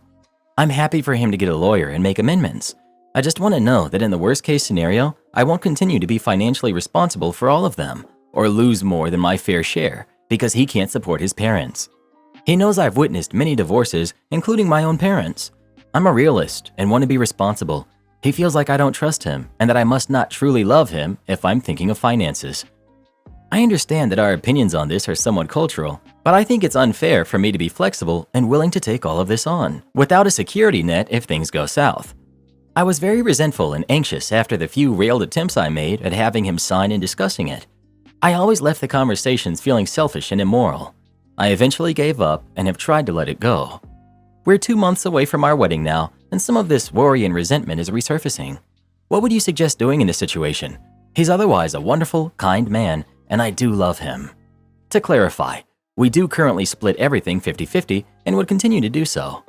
The exception being the down payment and any potential costs he and his parents can't cover, which I know is unfair. But his argument is that we would save on childcare. Yes, he sends part of his salary home to his parents. His parents would rent out part of their house in India and keep the other half. They could contribute this, but it still won't convert to much here. They both intend on getting part-time jobs here. Ideally, they would be in an in-law suite or a duplex. I've made it clear that I don't want to share the same 4 walls while they're healthy enough to look after themselves. But who knows what we'll be able to afford. Prices in our city are insane. And yes, I meant 6-figure net worth. I wouldn't get married to him then. He is 100% assuming you're going to go through with this wedding whether he signs it or not, and he doesn't see how he could be benefiting from signing it, so he's just not going to do it. And I think you'd be crazy for letting him get away with that. Make the prenup a prerequisite for getting married. Also, you do you, but I think you're insane for entertaining the idea of his parents living with you. I love my husband's parents, but there's no way in heck I'd want them living in my house or being part of my daily life. Also, ask some of your Western assimilated Asian and Indian friends what it would be like having Indian parents living with you. Hint, it will be a very different experience than when you stayed with them and you got along for a few weeks. This is crazy. They're his parents. They're moving over here. They're not contributing financially, even though they have a house that they could sell, and their own son isn't going to contribute financially for this. Just know, if they want to come here, they can sell their house to do it at the very least, even if you still need to supplement that with some of your own money. But your husband really should be doing the lion's share here. Am I the jerk for refusing to call my daughter by her middle name after my sister gave her daughter the same first name? I, 24 female, named my 2-year-old daughter Indy. My sister, who's 35, gave birth to her first child last month, my niece, and she also named her Indy. The name Indy was not one my sister had mentioned to me before I had my kid. My boyfriend and I just really liked the name for our daughter. The name is not a family name either. I say all this because my sister is now unhappy that confusion has already started with both my daughter and hers sharing the same first name. She got into a fight with our dad because he calls them Big Indy and Little Indy, and he snapped back that he needed something to help him make it clear which Indy he was talking about. He's also told her it will only get worse as they grow up. My sister went on a rant about it. She told me everyone acts like she did something wrong and that calling her daughter Indy should not be such a big deal, but it is. She then told me I should start calling my daughter by her middle name instead of by her first name, and that everyone can be happy. I told her if she didn't like the fact that both girls shared the name and that people would come up with ways to differentiate them, then she could use her daughter's middle name, or she could create a nickname if that would be better. But I told her I will not change what I call my daughter after 2 years because she decided to use the same name for her cousin. My sister called me selfish. She told me that she had every right to name her kid whatever she wanted, and I cut her off and said yes, but that it didn't give her the right to insist that I call my daughter something else. She tried to get our mom to intervene, both with me and my dad. Mom told my sister that she should have seen this coming since Dad is all too experienced with the confusion of multiple family members with the same name because his family liked reusing the same few names throughout, and he had to do the same with his family members his whole life because of it. She also told her that I used the name first, and therefore if she was unhappy with the name being used twice, then it was up to her to change it. My sister claimed I should have been able to sit down and discuss a compromise instead of refusing outright and not engaging anymore. So, am I the jerk? Not the jerk. She's the one who decided to copy the name. Assuming you have different last initials, it would just be Indy A and Indy G, or whatever the difference is. If you both have the same last initial, then maybe go with the month they were born. There's gotta be a way to differentiate. Yours is older anyways, and you can go by age or something. Hair color, eye color. But yeah, your sister was pretty dense to name her kid the same name and then demand that you go by the middle name. She did it second, therefore she's the one who's going to have to figure out a solution, or whenever you're at family events and they yell the name, they're both going to come running. And I think it's hysterical she's calling you selfish when she's the one who's causing all the problems and being demanding. Your comebacks to her were perfect. Am I the jerk for telling a doctor to shut up on a turbulent flight? I, 30 male, was on a flight from Atlanta to LAX last night. Packed flight, everyone just trying to get some sleep. About 2 hours in, the lights come on and an announcement crackles through the intercom. Turbulence ahead, fasten seatbelts, pretty standard stuff. Then all heck breaks loose. This woman, maybe late 40s, impeccably dressed, starts freaking out, screaming about air pockets, demanding to speak to the pilot, the whole 9 yards. Flight attendant, super patient lady, tries to calm her down, explains its standard procedure. Turbulence is normal. Nope, not having it. This lady, who we'll call Jane, throws a fit. Not the screeching nails on a chalkboard kind, but a cold, steely fury. She accuses the flight attendant of lying, of putting everyone in danger, and demands to be deplaned immediately. Flight attendant says that's not possible mid-flight, and Jane launches into this whole spiel about how she's a doctor, pulls out an ID to prove it, and if something happens, it's on the airplane. Now the rest of the plane is awake, people are grumbling, some look scared, a baby starts crying. Flight attendant is trying to reason with Jane, but it's like talking to a brick wall. Finally, I just lose it. I yell out, probably a little bit too loudly, "Look, lady, we all get turbulence. It's not a 5-star resort, but it's safe. Sit down and shut up before you get yourself arrested." Everyone stares at me. Jane spins around, eyes blazing, and starts in on me about disrespecting a medical professional. I fire back that a real doctor wouldn't be causing a scene and freaking everyone out. The flight attendant dives in, trying to mediate, but the damage is done. We hit some turbulence, not terrible, but enough to jostle the plane. Jane freaks out again, and some people start getting panicky. I feel awful, maybe I made things worse. The flight attendant gives me a look that could curdle milk, and then steers Jane away to talk to her privately. By the time we land, things are calmer, but the tension is thick. Jane gives me a withering look as she disembarks, and a few other people mutter thanks under their breath. So, am I the jerk? Did I just escalate a bad situation, or was I right to shut down a meltdown that was putting other passengers on edge? I'm honestly not sure. You're the jerk, but unknowingly. The crew are trained to handle these sorts of situations, and you and your frustration escalated it. I fly a lot. I'm also a very big guy who looks like he can handle himself. There's kind of an unwritten rule that if there's an aggressive passenger, I sit down, but pay attention. Don't jump in, don't risk making things worse in an attempt to fix the issue. Sit down, shut up, and if the crew need help, they'll ask. Imagine going to the supermarket and you see someone with a pallet stocking shelves. You don't just start grabbing stuff and putting it on a shelf saying, "I'm just trying to help." Let the professional handle it. You're the jerk. It doesn't matter that you're being rude to the fake doctor. It matters that you're disrespecting the flight attendant and the other passengers. You're not Batman performing some distasteful but necessary vigilantism. You're just a second loud jerk yelling at the first loud jerk. You're the jerk. Nobody made you the air marshal, and your screaming escalated the situation worse, with now 2 unruly passengers. Don't act like you were doing it for the safety of the passengers either. You admitted already you were trying to get some sleep, which you aren't owed. You were annoyed for that reason. There's a reason the flight attendant gave you that look, instead of thanking you. Well, who do you think is the jerk? OP or the doctor? Please let us know. Not the jerk. I would have clapped for you when it was done. Entitled parent tries to take my school bag, ends up going to jail. Characters. We've got me. We've got entitled parent. We've got mates 1, 2, and 3. We've got the bystander and the train driver. Innocent kid didn't really do much, just listen to his mom. I go to a reasonably expensive school in my home city, not named for obvious reasons, and the uniform is pretty distinctive. To get to it, I usually get a train for around 20 minutes to and from, plus 15-minute walk to the train station. For most of this, I am accompanied by a few mates who live in the same general area. Looking at us, you wouldn't think much. 3 to 4 relatively skinny teenagers who go to a good school. However, out of the usual squad, 2 of them do self-defense and other martial arts. Both have done it for over 6 years and are relatively high up in skill levels.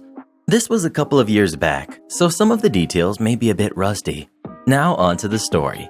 My mates and I were waiting at the train station after school one day and were talking about the usual things that we talk about: video games, school, and the like. We are the nerds of the school. We see the train rock up to the platform and we get on. For once, there are more than 10 empty seats and my mates sit down in a set of 4 while I stand. We put our bags on the ground outside the way of the walkway and continue our conversation. A few minutes pass and then the mother of a small kid, no more than about 5 or 6, comes onto the train. By this point, most of the other seats were filled up, so my mates offered to move for them and she accepted. We picked up our bags and moved down the carriage a bit to an open area where we could stand without disrupting anyone.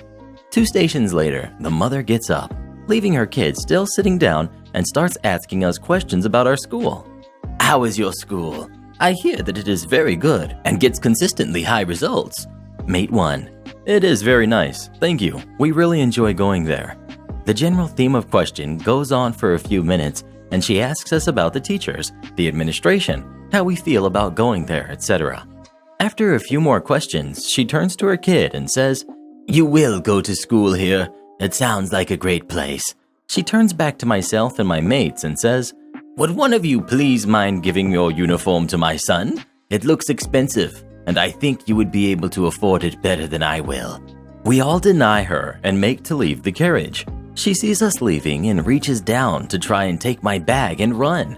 She does so, but doesn't get far, as mates 1 and 2 both run after her and tackle her to the ground.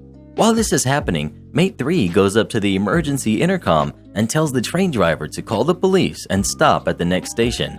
When the police arrive at the next station, the entitled parent is taken into custody after the statements from myself, my 3 friends, and a random person who saw it all happen. All of this, coupled with the security tapes from the carriage, meant that she was found guilty of attempted robbery. She was charged a few fines costing over $2,000. One of these was for the fact that the train had to wait for a while for the police to arrive. She had to pay the cost of this effect. So Karen, have you ever tried taking something that didn't belong to you? Of course I have, Mr. Reddit. It's how I've gotten most of my favorite things I own. And you don't feel bad about taking people's stuff? Why should I? Let me tell you something about the world we live in. When you want something, you have to go out to get it, even if that means taking it from others. Well, how would you feel if someone just took something that belonged to you? Take something that belongs to me? I wouldn't stand for it. What kind of monster would do something like that? You can't park there. Okay, you can, but it will cost you. My parents had this problem with a guy parking a tractor trailer on their land.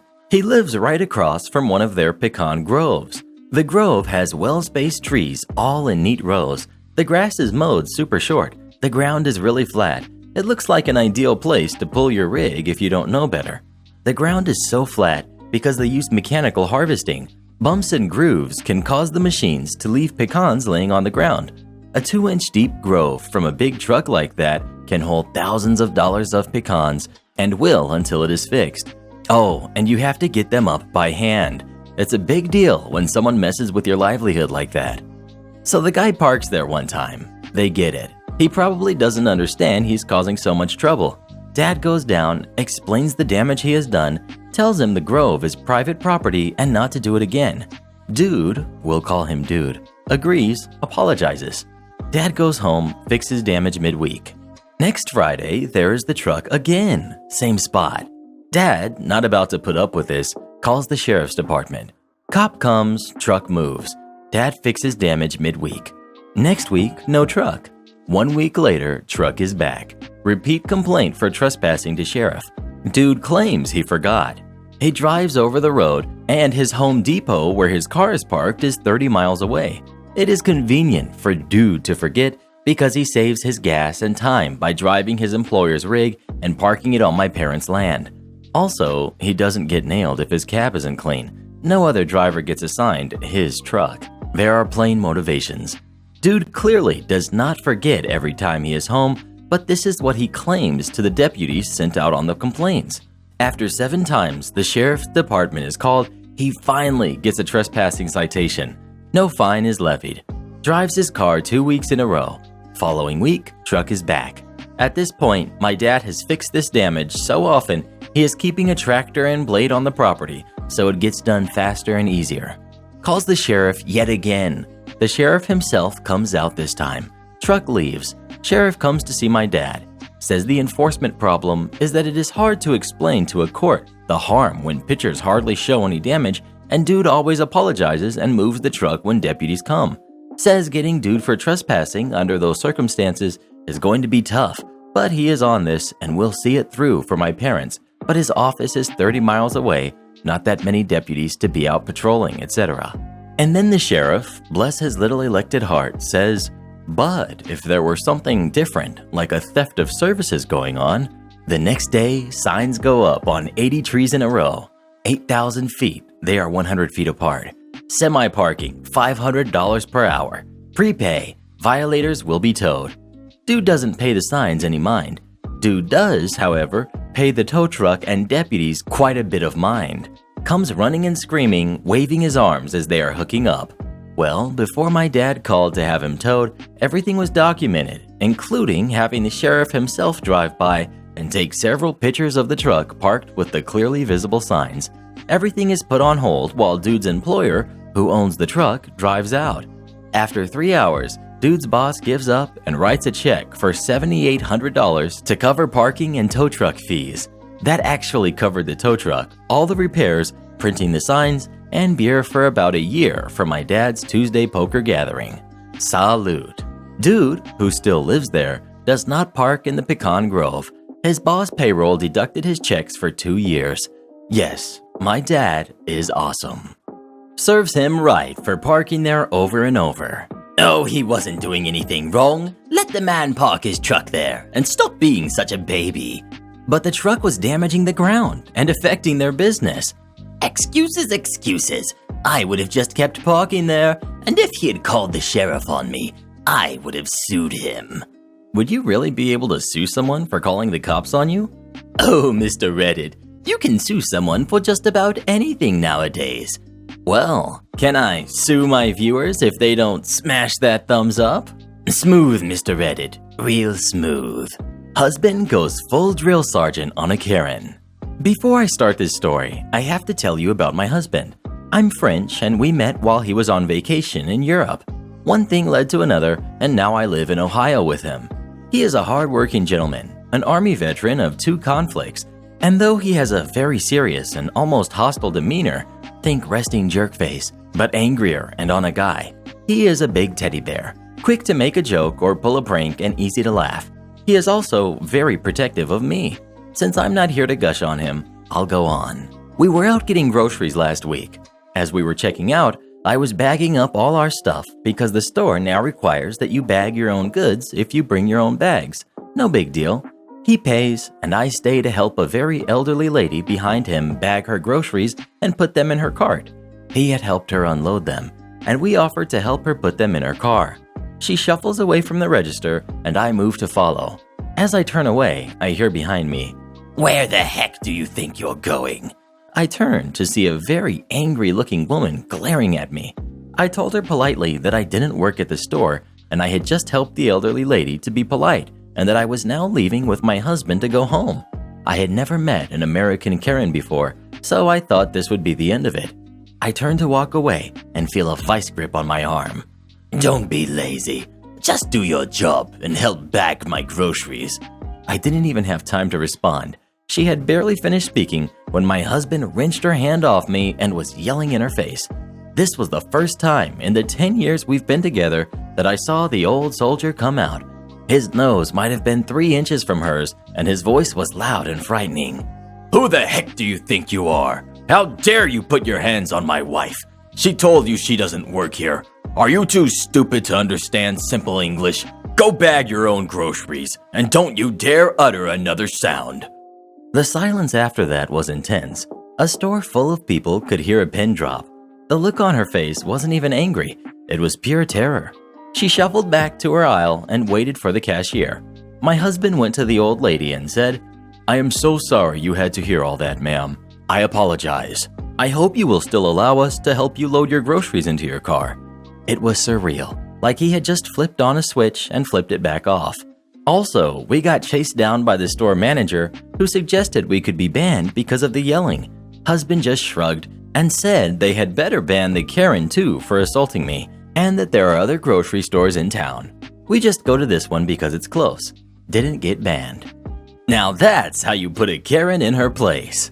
Oh, shut up, Mr. Reddit. What do you know about Putting a Karen in her place? I know I put you in yours, right across from me, and you've been sitting there ever since. Steal my design and get all the credit? Enjoy getting kicked off. So my friend over in Korea studies fashion design. She sometimes sends me over the sketches of the designs, and they all look amazing. Then again, I'm not into fashion. She is particularly interested in designing handbags and purses. She told me a story about how she shut down one of the most entitled, self-centered, lazy students on campus. Cast. We've got Grace, our main character girl. We've got Jane, the evil one. We've got the professor, the instructor of the course. Story. At first, Grace and Jane got along just fine. They were both interested in similar stuff and quickly became BFFs. Grace decided to show Jane her sketches and designs for handbags and purses, and Jane was so impressed by it. Because the sketches were in incredible detail, including all of the patterns and sew lines coupled with figurative measurements. Even Professor was impressed by it, and it was no surprise that Grace got a high mark on their first major exam. Jane didn't do so well and practically followed Grace everywhere to get pointers on how to do better. So Grace decided to help her out. Unfortunately, Jane turned out to be one of the most entitled, lazy, and selfish people that Grace has ever met. Things that Jane did to upset Grace included, but are not limited to, not paying attention, being late on their study session, never showing appreciation, didn't pay for coffee or snacks, complaining annoyingly about how hard it was to draw something. Grace pretty much gave up on her after a week, refusing to meet Jane outside of her class. Time went by, and for their midterm, everyone in the class had to do a presentation on the stuff they had designed. When it was Jane's turn, Grace was shocked to see Jane had stolen one of her designs. Thankfully, Grace had multiple designs going on, so there were no conflicts when it was her turn to present. But she was seething with rage. Grace had a meeting with the professor afterwards, and the professor knew what was going on, but couldn't really do anything with Jane because it turns out she was the daughter of the chairman, or one of the major investors. Grace said she can't recall. The chairman apparently blackmailed the professor into giving Jane the best grades. The revenge. Professor did, however, help Grace devise a plan to humiliate and expose Jane. For the finals, the professor announced to the class they would do another presentation, but it would be 3 designs, and advised they had to bring their A games because professionals from industries would be grading their work. Now the head of the department and the chairman would be there as well. So you know how Grace had a bunch of sketches for the class? Well, Grace also had a separate sketchbook that had designs from major brands. MK, Coach, you name it.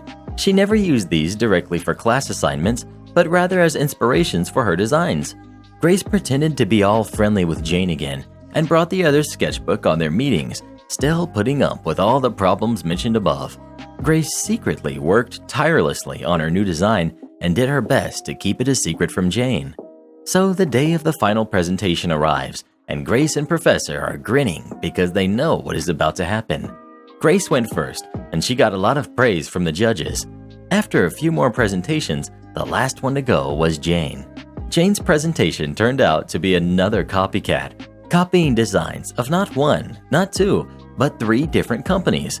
After the presentation, this was how it all went down, at least according to Grace. Judge 1. So, you are saying you designed all of these by yourself, right? Jane. That's right. Judge.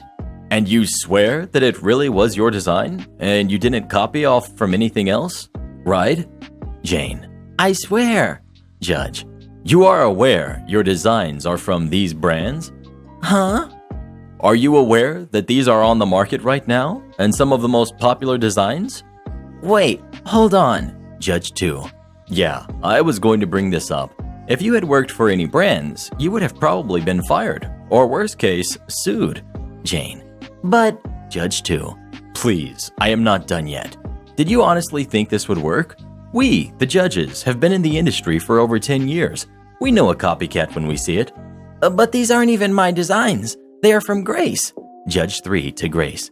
Is this true? Grace. Yes, but I'd never use them for major projects, nor call them my work. I just use sketches of them as inspiration for my own designs. Judge 3. Well, that was clear from your presentation. Turning back to Jane. Now, Miss Jane, this is a clear case of plagiarism, and I do hope your school is merciful on this matter. After the presentation was over, the chairman screamed at the professor in front of everyone, not realizing he just revealed all the blackmailing and the secret grade deal. Jane tried to call out Grace on how she did her over, but it really didn't matter. No one listened to Jane's attempt and slander, and she was kicked out of the school. Chairman pretty much lost all support and had to resign, and was replaced by a far more honorable and competent one. Nothing better than a cheater getting busted. Oh, she didn't even do anything wrong. Karen, she stole her designs and used them for a graded class project. Oh, that's fine. I did that all throughout my high school career, and look how I turned out. Entitled family forces me to babysit for an entire weekend, makes me miss my mother's birthday. So let us start. I am Ghanaian, and if anyone knows anything about West Africa, you will know that Ghanaians and Nigerians share a lot in common and often find themselves in the same communities. So the entitled family cast. We've got entitled mother, entitled father, entitled kids 1 and 2. This is a Nigerian family that had moved into our little town and naturally entered my parents' circles and therefore became family friends. This started the process of them becoming a thorn in our family sides. The event I'll mention is what severed ties between our families. So after a couple of years living in our town, they had moved to the nearby city where entitled father got a nice job as a consultant, doctor, in cardiology. Good for them, but when they moved, they put entitled kids in private school and became integrated into the high society, and my city is a very affluent city in the UK. If their entitlement was a 6, they were 12 now. Once in a while, when they wanted to go to their high society parties, I would be asked to babysit their entitled kids for the night. I didn't mind. I got on with the kids as I established that I am not one to mess with. If they obeyed rules, they were rewarded, but I had no qualms punishing them and held firm to my boundaries. Once they understood, they were mostly well behaved. In fact, I got way better at parenting their kids than them. When I gave instructions, they obeyed. They didn't even obey their parents' instructions. Anyway, I have a busy life juggling a master's with a job, so usually when I babysat the night, I usually had plans for the day after. But as time went on, the entitled parents kept ignoring my plans and finding ways to make me stay the rest of the day, like forcing me to go to church with them and conveniently going shopping in the mall for hours when they were meant to drive me home. I lived a 40-minute drive from them. No matter how much I protested, they kept finding ways. Anyway, the event. I was asked to babysit whilst they went for dinner on a Friday night.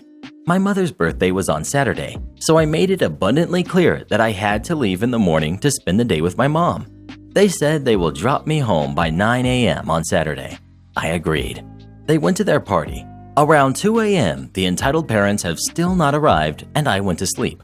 I woke up around 7 a.m. and realized they were not home. I rang them to find where they were. This was the phone call. Me. Auntie, African custom to call older females aunt, whether they are related or not. Please, where are you? You said you would drop me home today. Entitled mom. Oh, OP, the party ran late. Are the kids okay? Is something wrong? Me. The kids are okay. We were wondering where you are and when you're coming home. Entitled mom. Oh, we are in our hotel room. We have a meeting all day today and we'll be back Sunday. They had lied and gone to London for the weekend. Me. Auntie, I can't stay the weekend. I have to go to mom's for her birthday. I am sure your mother will understand if you miss it as you are busy with the kids. Me. No, she won't. My mother is dramatic, and you promised me. Maybe I can take them home with me. No. There is no way you should take them on public transport. I don't want them sitting in the dirty train. Me. But I have to go home. No. Stay. Stay with the kids and don't take them anywhere. Do you hear me? It's not like I left you with nothing. You should be grateful. I cooked for you. Small things I ask of you, and you are being disrespectful. Where are your manners? Didn't your mother raise you to respect your elders? One weekend with kids, and you're throwing a tantrum. I feel sorry for your future children." She hung up and refused to pick up my calls. I ring my mother and tell her the situation. I'm upset. She is upset, and the best way to fight an entitled parent is to send another entitled parent to battle with them. My mother has been a mother longer than her and has mastered her dramatic manipulation technique. So my mother rings her and lays into her. My mother rings again and tells me to take care of the kids for the weekend, but this will be the last time I will ever babysit for the family. So I stayed for the weekend and dealt with entitled kid shenanigans. My parents arrive on Sunday to pick me up, and together we wait for entitled parents. Now bear in mind, I don't know what went down in the phone call between the two sets of parents, but when entitled parents arrive, they look shook. The minute they see my mother, they are scared. They don't even say anything to me. The entitled father just pushed 150 pounds into my hands, and my mother drags me into the car. The entitled parents lock the door in a hurry, and my parents are fuming in silence on the way home. I have never seen such animosity. Anyway, that was the last time I ever saw that family ever again. Update. I rang my mom and asked, so bear in mind that both parties believe in African superstitions. So obviously during this phone call between the mothers, my mom is upset. She's screaming and started calling them out since they became well off, how they have changed and have grown horns, and now my mom is going to make it her personal mission to remove the horns since their parents don't love them enough to do so. She is doing it as a caring, concerned Christian woman. She threatened to ring the hospital. Oh, fun fact, they work in the same hospital. My mom is a nurse, and make them aware of the NSPCC allegations she's about to make and let all his colleagues know.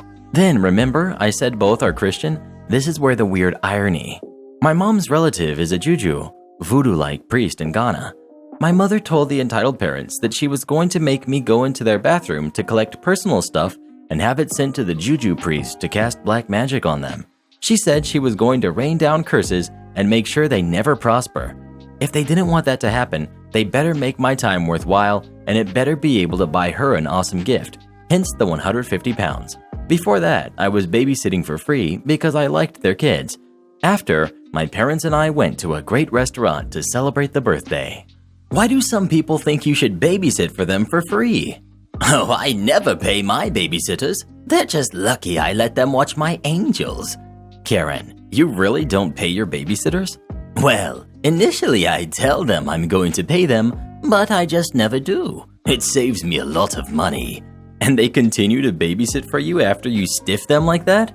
That's the only problem. For some reason, they refuse to babysit again after that. And I just can't seem to figure out why. Kid asks for plush. Mom immediately insults me because I didn't give it to him right after he asked. This was on my little brother's birthday, April 17th. Me and my mom were at Walmart picking up a cake for everyone to have, then a small personal one for him to eat to himself.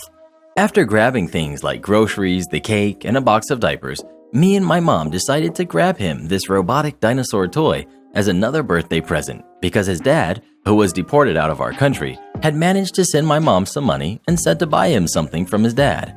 As we're going through the aisles, I stop because I wanted to grab a pack of trading cards for myself when I see a Bulbasaur plush, last one, sitting beside two Squirtles and a Pikachu. I was paying for my own stuff, so I didn't ask my mom if I could have them or not. Going back to join her, we grab the dino toy and a few more quick things from the pharmacy.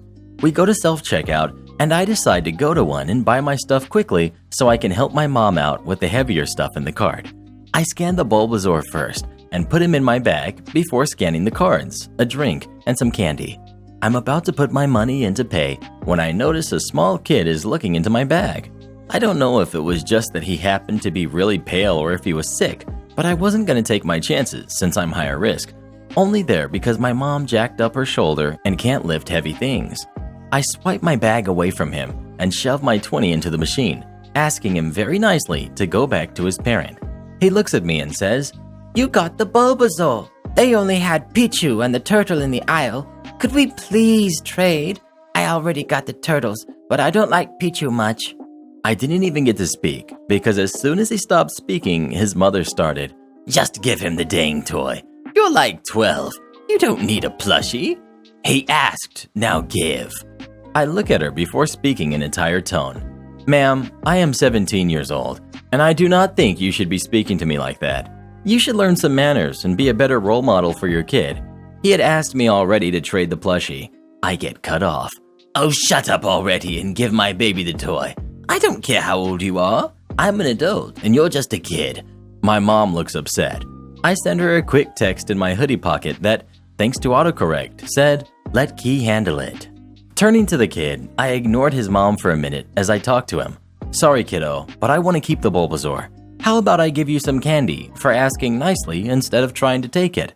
I handed him a bag of M&Ms I had planned to eat on the car ride home, and he seemed content, telling his mom he wanted to go as I turned and walked to my mom and grabbed the heavy stuff for her. Then entitled mom comes over, barely says, "Excuse me," and my mom whips around, nearly hitting them with her long braid, Rapunzel-looking hair she's been growing out since she was a kid, and says, "You better be over here to apologize for my son for being a jerk and not be trying to take something he bought with his own money." Now, I can't remember the argument as I tuned it out. Pretty sure the kid did too, because he was happily eating M&Ms, but it ended quickly as I just finished scanning everything and put myself between the two and said, "I get the adults are almost screaming at each other, but can you at least pay so I can put everything in the car? The ice cream's gonna start melting, and you left your youngest two with your sister." Reluctantly on my mother's end, me and my mom started to leave, and the kid comes up and happily chirps, "Thank you. I'ma tell Daddy I was a good boy and asked nicely, and I'll make sure he knows Mommy was a meanie." On the car ride home, my mom yelled up a storm about that woman, and I chugged some Coca-Cola and wondered how the dad was gonna react to his wife being a meanie, according to his son. My little brother shoved his face into his cake and more so demolished it instead of ate it. My mom asked me to watch my siblings for a week, but now she's been gone for 9 weeks. My mom went out 2 days before Christmas and then texted me 12 hours later saying she would be gone for a week and for me to watch the kids. She hasn't come back since, so almost 9 weeks. I've heard from her 3 times total, and she's saying that she isn't coming back anytime soon. She just keeps sending money. My siblings are 16, 13, 12, 9, and 7. I'm 19. I'm surviving looking after the kids by myself, and to be honest, not much has changed because I did most of it when my mom was here anyway. We live with our nan, but she doesn't help with them either really, and my older siblings are long moved out. I guess my question is my mom being gone a serious issue legally and with social services? I don't want to risk them going into care. Been there, done that when I was younger, so I haven't told anyone that she's gone. I'm scared of what will happen if people find out, so I don't want to even ask the question IRL. Can your nan provide assistance? OP, I don't know. I guess all I know is I really don't want them going into care. The system where we live is horrible, and I just don't want them to go through that. I don't feel like my life prospects are great anyway, and I don't want to send them into care so I can maybe have a bit better life. Because I doubt I would anyway, and I think the guilt would be too much for me, so I'd rather just stick it out with them. Maybe if I didn't already do everything for them before my mom left, then this would feel worse. But I have taken care of them for years already, and I don't think I can just leave them like that. My nan might agree to that. For now, she just says my mom will be back soon. She refuses to help with the kids generally because she's been there, done that, or whatever, and she says that she's too old. You need to report her, but at the same time, tell them that you will look after them. Your mom needs to learn that she can't do this. OP, I would do that if it was guaranteed I could keep them, but I don't know if that's even possible or at all likely with so many of them, and we aren't rich. Maybe 1 or 2 kids they would say okay, but 5 just seems unlikely that they would let me keep them. Why do you think your life prospects aren't good? You're 19. You have your whole life ahead of you. This is really unfair of your mom to do this to you. I totally get not wanting your siblings to go into the system, but you need to think about setting yourself up to be in a position where you could take care of them if that's your goal. The youngest is 7. You're looking at a long road of caregiving if you go this route, and you need to be able to support yourself and them if that's your goal. OP, I didn't do great in school. We don't have much money. We live in a bad area. I can tick most of the boxes for things that set you back in life. I work now and make a decent wage, but I just can't imagine being able to enjoy that if I let go of my family. I have thought about it a lot, and I used to wish I could just go and live my own life, but reality is, I couldn't do that. Does your mother have some type of benefits that might be helpful for the kids? And is your father in the picture? OP. I don't have POA, or know how I can even get that. I assume it would come with legal guardianship. I think she does, but I don't really know the details or how much. She goes through phases of talking about that stuff, but she also lies a lot. She claimed that she's getting nothing from the government, but she also claimed she got thousands from our dad, which is impossible because he's the definition of a train wreck, and I don't know when he has even had a job. I can make 4,000 to 5,000 Australian dollars per month depending on what shifts I'm able to do. Lately, I'm only able to work 30 hours a week when the kids are in school, so I can't earn as much. But my mom has sent money, and my nan covers most bills, so I don't have a huge amount of expenses. Food for 5 is a lot, but I'm doing okay so far, and I can save a small amount. Food and clothes should be fine. I mainly worry about birthdays and other big expenses like that, but that's why I'm trying to save as much as possible for those times. No idea where my dad is. We haven't seen or heard from him for around 5 years. Before that, he would just come and go. The age gaps between the siblings are the times he disappeared. He would vanish for sometimes years, then reappear, and they'd have a couple more kids. I want to keep them here with us, so really I just need advice on how to go about that. Update. I spoke to my mom on the phone, and I told her I want her to give me custody of the kids since she's refusing to come back or say when she will be back, and I'm done with her BS. We argued for like an hour, but in the end, she said she would do it after I told her I was going to call the authorities on her. Before speaking to her, I spoke to a lawyer, and I should be able to get legal guardianship through a parenting order, which will go through court. My 22-year-old brother said he will move home and help me under the condition that my mom doesn't move back as he refuses to be around her. His income and input will help a lot, and he seems serious about wanting to be involved with parenting and taking care of the kids, especially our little brother, as he needs a male role model badly. If we can't get custody, then my nan should be able to. Either way, my mom is very unlikely to get custody unless she suddenly decides to start caring. Getting legal custody is the outcome I want, so I'm relieved it seems like a real possibility. Now I'm just trying to do a total overhaul of everything with the kids because I think they need a lot more structure, discipline, rules, routine than what they've had until now. I've realized I don't really know anything about good parenting, so I have a lot to learn. Maybe I'll get some books. Until now, our house has been more like a house share with everyone doing what they want and running around feral rather than anyone really guiding the kids. I grew up even more feral, and I don't think it's a good way to be raised. So I'm starting a bath and bedtime routine for the youngest two and a curfew for the teenagers. Because right now, the 12-year-old goes off on his skateboard and will just show up again at like 10 p.m. on a school night. I've also been giving them much better food than they usually have, and it's been rough to get them to eat healthy, but we have made so much progress already. Any advice on instilling rules would be welcome, as I don't think it will be easy, and I've never had any kind of actual parent role model in my life. Is it possible that your nan helped to get your siblings in therapy? OP. We can't afford therapy, and we don't have any access to it where we live. Even if we had the money, I'm pretty sure it would be a 3-hour round trip to the nearest one. That times 5 would be impossible. I will definitely try to make sure to give them choices and to listen to them as much as possible. I already approach things differently with them as their personalities are so different. Some need me to be a lot more authoritative to even have a chance of them taking me seriously. One cries if she even suspects that I'm mad at her. It's a lot to learn, but I'm willing to give it everything I've got and hope that will be enough. Now that I won my husband back, I'm leaving him. I have secured an apartment for my baby and me, and I've put everything in order and prepared for custody, shared or otherwise. I've divided the money and transferred my share to a third account, and it will stay there until the divorce proceedings and the dividing of the assets. I found out that my husband was having an affair while I was postpartum. I didn't know if I would make it through this because I love him, and it felt like my heart was broken into a million pieces. I thought that it was over, but my curiosity got the best of me.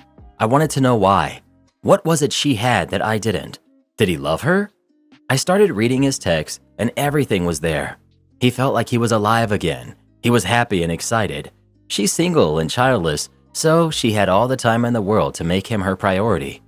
He felt seen and desired by her. I was confused because even with life coming between us, he was always my love, and I made sure that he knew that every day. Still, it wasn't enough. I read thousands upon thousands of messages between them, and I started being everything that he had wanted. In the beginning, it felt weird and he was confused, but I just went on. Every time he made plans with her, I found a way to make him stay, or I made sure that I sent him exhausted to her. The messages became less and less frequent, and the passion and the excitement subsided. Soon, answering her became more of a chore. The complaining started and him pulling away. He was happier at home and he couldn't wait to come home. He started texting me again during the day. The sweetest texts of how he missed me. He was his old self back. One day, what I hoped and waited patiently for happened. He ended things with her. He told her that he loved me and that now everything was great again. Her services weren't needed, in other words.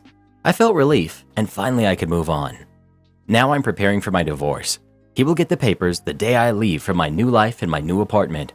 I know I will get a lot of hate for this because I have neglected my husband and pushed him to seek solace in another woman's arms when I apparently could have given him what he sought all along. And believe me, I will bear the guilt for the rest of my life. In my defense, I didn't do it intentionally. Our lives had just been altered drastically, and I was trying to navigate this new and exciting existence. I was immersed in this new kind of happiness that I thought I was sharing with him, and I was trying to get to know my new body that I couldn't recognize anymore. A real scary feeling. But he could have come to me with his hurt. He could have talked to me about his suffering. He could have tried to make me understand, but he chose not to. He decided to deceive me, deceive us. He ruined our love and our future and even our history. Nothing was, is, or will be the same again. I just hope you took screenshots of those texts. This isn't petty revenge, but nuclear revenge, and I for one ain't mad at you. Revenge is best served cold, and this is ice cold. All the best to you and your little one in your new life. I think it's interesting that all she had to do was give him a little bit of attention, and that's all he needed. Besides being deceitful and a narcissist, I wonder what she's really like. Be proud of yourself. I'm gonna say something that's gonna get downvoted to heck, but forget the peanut gallery. What you did is psychotically manipulative. His cheating does not somehow excuse nor justify your behavior, intentional or not, especially because of the psychologically insidious nature of it all. Those are the kind of mind games that legitimately drive people insane. Yes, his cheating is inexcusable, and he should be ashamed. He owes you a great deal for his betrayal, and I don't want to minimize or excuse that in any way. What he did was confused and hurtful, but human. What you did was just cruel. Even your own descriptions of his feelings sounded sympathetic, and even though he did something wrong, I think we can all understand to some degree his position. Because we all do bad things sometimes, right? Or is it just easier for everyone to grab their pitchforks and condemn others and ruin relationships forever? Because none of us can ever imagine to confront our humanity in a healthy and philosophically honorable way. Every one of you in the comments are more garbage human beings than OP's husband. Snarky Redditors are gonna start speculating on my personal life. Can't wait. You better pay for my son's phone. Sure thing, I'll send you a bill. 2 days ago, a student demanded I let go of their phone. So I let go, and both his phone and a school window got damaged. Originally, administration was letting the parents know that there's no way they will be paying the parents for a replacement phone in this instance. A security guard and 34 other students witnessed this kid take his phone aggressively out of the teacher's hand and subsequently launch it across the room. It was 100% the student's fault. Administration was willing to drop it and move on, hoping that the family of this student would do the same. That was definitely not the case. The parents of the phone thrower demanded that the teacher, me, OP, pay for this phone, saying, "You better pay for my son's phone." This is when admin of my middle school, with district backing, performed the best malicious compliance I've seen in a bit. I'm proud to be at my school district today. The district has come to the conclusion, after investigating the incident, getting statements from students, witnesses, me, security, etc., that it was the student's fault that the phone flew in the air. The district agreed to pay for the student's phone as it was technically in the teacher's possession when it was damaged. It was an iPhone 12, so the check was probably around $800. Then the administration did them one better by also sending the parents a bill for the window to the tune of $1,678. It wasn't a typical window, nor is it easy to replace. Once the teacher let go of the phone, it was in the student's possession. So now it's the student's fault. I'm not sure if this is the argument they made, but I'm presuming this is their justification for it. Just some quick math. It looks like they're paying $800-something either way. Plus, the student is in in-school suspension for destruction of school property. Am I the jerk for asking my boyfriend to lose weight? My boyfriend, over the past couple of years, has changed a lot. He was in an accident and needed surgery on his leg, and due to pain, he couldn't do much for a while. However, last year, we successfully did a 4-mile walk, so it isn't non-functioning by any means. Anyway, he was what would be considered a healthy average weight when we first met. Now he's 250 pounds. It has honestly affected how attracted to him I am, and I feel awful about it. But today, I told him I'm worried, and I asked him if he was doing all right, mentally, physically, etc. He said he was fine. I asked about his gym membership, and he said that he stopped using that a while ago. I asked if he would consider going on runs with me, but he wasn't big on the idea due to his leg pain. I suggested swimming, but that fizzled out without an answer. I asked if he wanted me to support him in any way, like starting to track our calories or cooking healthier for us both, and he told me if I did that, he'd just go binge sweets. Finally, he stood up and told me, "I've been this weight before. I'll be fine. My labs all check out." After some silence, I relented to ask him if he had considered doing it for me. Am I the jerk? Not the jerk. Honestly, the more weight he has on the knee, the worse it will be. Not the jerk. Gaining 50 plus pounds in 2 years is not normal or healthy, so you're right to express those concerns. But I would encourage you to sit down and think about how much of your feelings are because of the aesthetic aspect of his physical appearance and how much of it is because of his defeatist attitude and lack of effort. If he were confident and energetic, would this be as much of an issue for you? You're the jerk. No way are you all saying not the jerk. A man asked if he was a jerk because he asked his girlfriend to lose weight because she was getting obese and unhealthy, and everyone said you're the jerk. The double standards never failed to amaze me in this sub. Yeah, that's what got me too. Had the roles been switched and OP was male, they would have been absolutely destroyed in the comments. And it's disappointing how predictable it is. As soon as I read, I knew I would scroll down to the majority of not the jerks, but if the genders were flipped, it would be a resounding you're the jerk. This guy even has a recent and serious injury that makes exercise difficult, and people are still siding with her. You're the jerk. His weight is not what you love him for, right? It shouldn't matter if he's obese or not. You are shallow if you can't live and be attracted to someone regardless. It's disgusting behavior to only be attracted to someone's weight, is what most comments would say if OP is a man and the partner was the woman.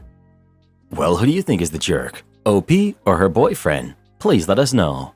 Am I the jerk for using my husband's affair with my cousin against them? My grandparents give each of their grandkids enough to buy a house when we graduate from college. We have to get through college on our own. My older brother made it through with some debt, so he paid that off and still got enough for a 50% down payment and money in the bank for emergencies. I was lucky enough to qualify for a scholarship as well as a bursary through my father's employer. When I graduated, I bought a small house close to public transportation so I could take the train to work. A few years later, I met and married my husband. He met my cousin, Yvonne, at my wedding. She's beautiful. I know I'm not ugly, but she's gorgeous. They started an affair about 3 months after the wedding. I found out because they're both stupid. I was hurt, but more than that, I was furious. I wanted to kick him out immediately and divorce him. Instead, I waited almost 6 months. A month before she graduated from university, I went to my grandparents and broke down. I told them that I just found out about the cheating and that I was shattered, that my own family would do that to me. I stayed with them for a couple of weeks. My husband tried to get to me, but I didn't talk to him. My grandmother helped me get a lawyer for the divorce during this time. My cousin has basically been shunned by the family now. My house was a premarital asset and was covered in our prenup. I gave my ex 1 month to move out. My grandparents are old school about marriage and family. They are beyond upset. They said that they couldn't fix what she did, but they could make their displeasure clear. They gave me her money. She had taken out student loans since she knew she could pay them back. She also chose a degree that was not exactly in the STEM areas, so she will not be making a great salary coming out of school. My ex is begging me to let him stay because he loves me. I said that he would not hook up with other women if he loved me. I know he doesn't. He just did the math and found out how done for he is. My aunt and uncle are also upset at me for doing my cousin out of so much money. I want to be clear here. It was never my intention to take her money. I just wanted our grandparents to not give it to her. Me getting it was just frosting on the cake. Right now, the family is divided, but mostly on my side. They don't want to openly disagree with my grandparents. Everything is over and done with. The divorce will take a little more time, But my money is in my retirement account.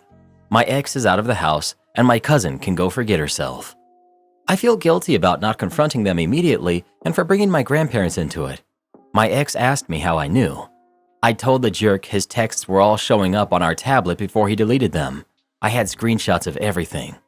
So I guess I'm asking if I went too far and whether that makes me the jerk in this situation. Not the jerk. She knew she was doing wrong, and she should have known there might be consequences. She isn't a kid anymore. She's responsible for her own actions. You did her out of money, but she did you out of your marriage. Or more precisely, your husband. Not the jerk. Am I the jerk for not coming to terms with the fact that my wife cheated on me 14 years ago before our marriage? I, 35 male, am married to my wife, 37 female, for 11 years and together for 14. We have a beautiful 7-year-old daughter, and our marriage has been great without any major problems until last year. Last year, I learned that my wife had cheated on me before our marriage. One of her friends became religious and confessed her actions to me, which had me confront my wife. She was shocked that I learned it and apologized profusely about her actions. However, she said that it's not something important now because we've been going strong and have a family together. She told me I should come to terms with it since it happened 4 months into being exclusive, and she was a stupid kid out of college back then. My mind told me the same. It happened 14 years ago, and we're happy right now. I decided to forgive her and continue our usual life. Reality was not that great. My mental took a big hit. I realized it's not something that happened 14 years ago for me. The cheating happened for me when my wife confirmed it. I decided to forgive her and continue our usual life. Reality was not that great. My mental took a big hit. I realized it's not something that happened 14 years ago for me.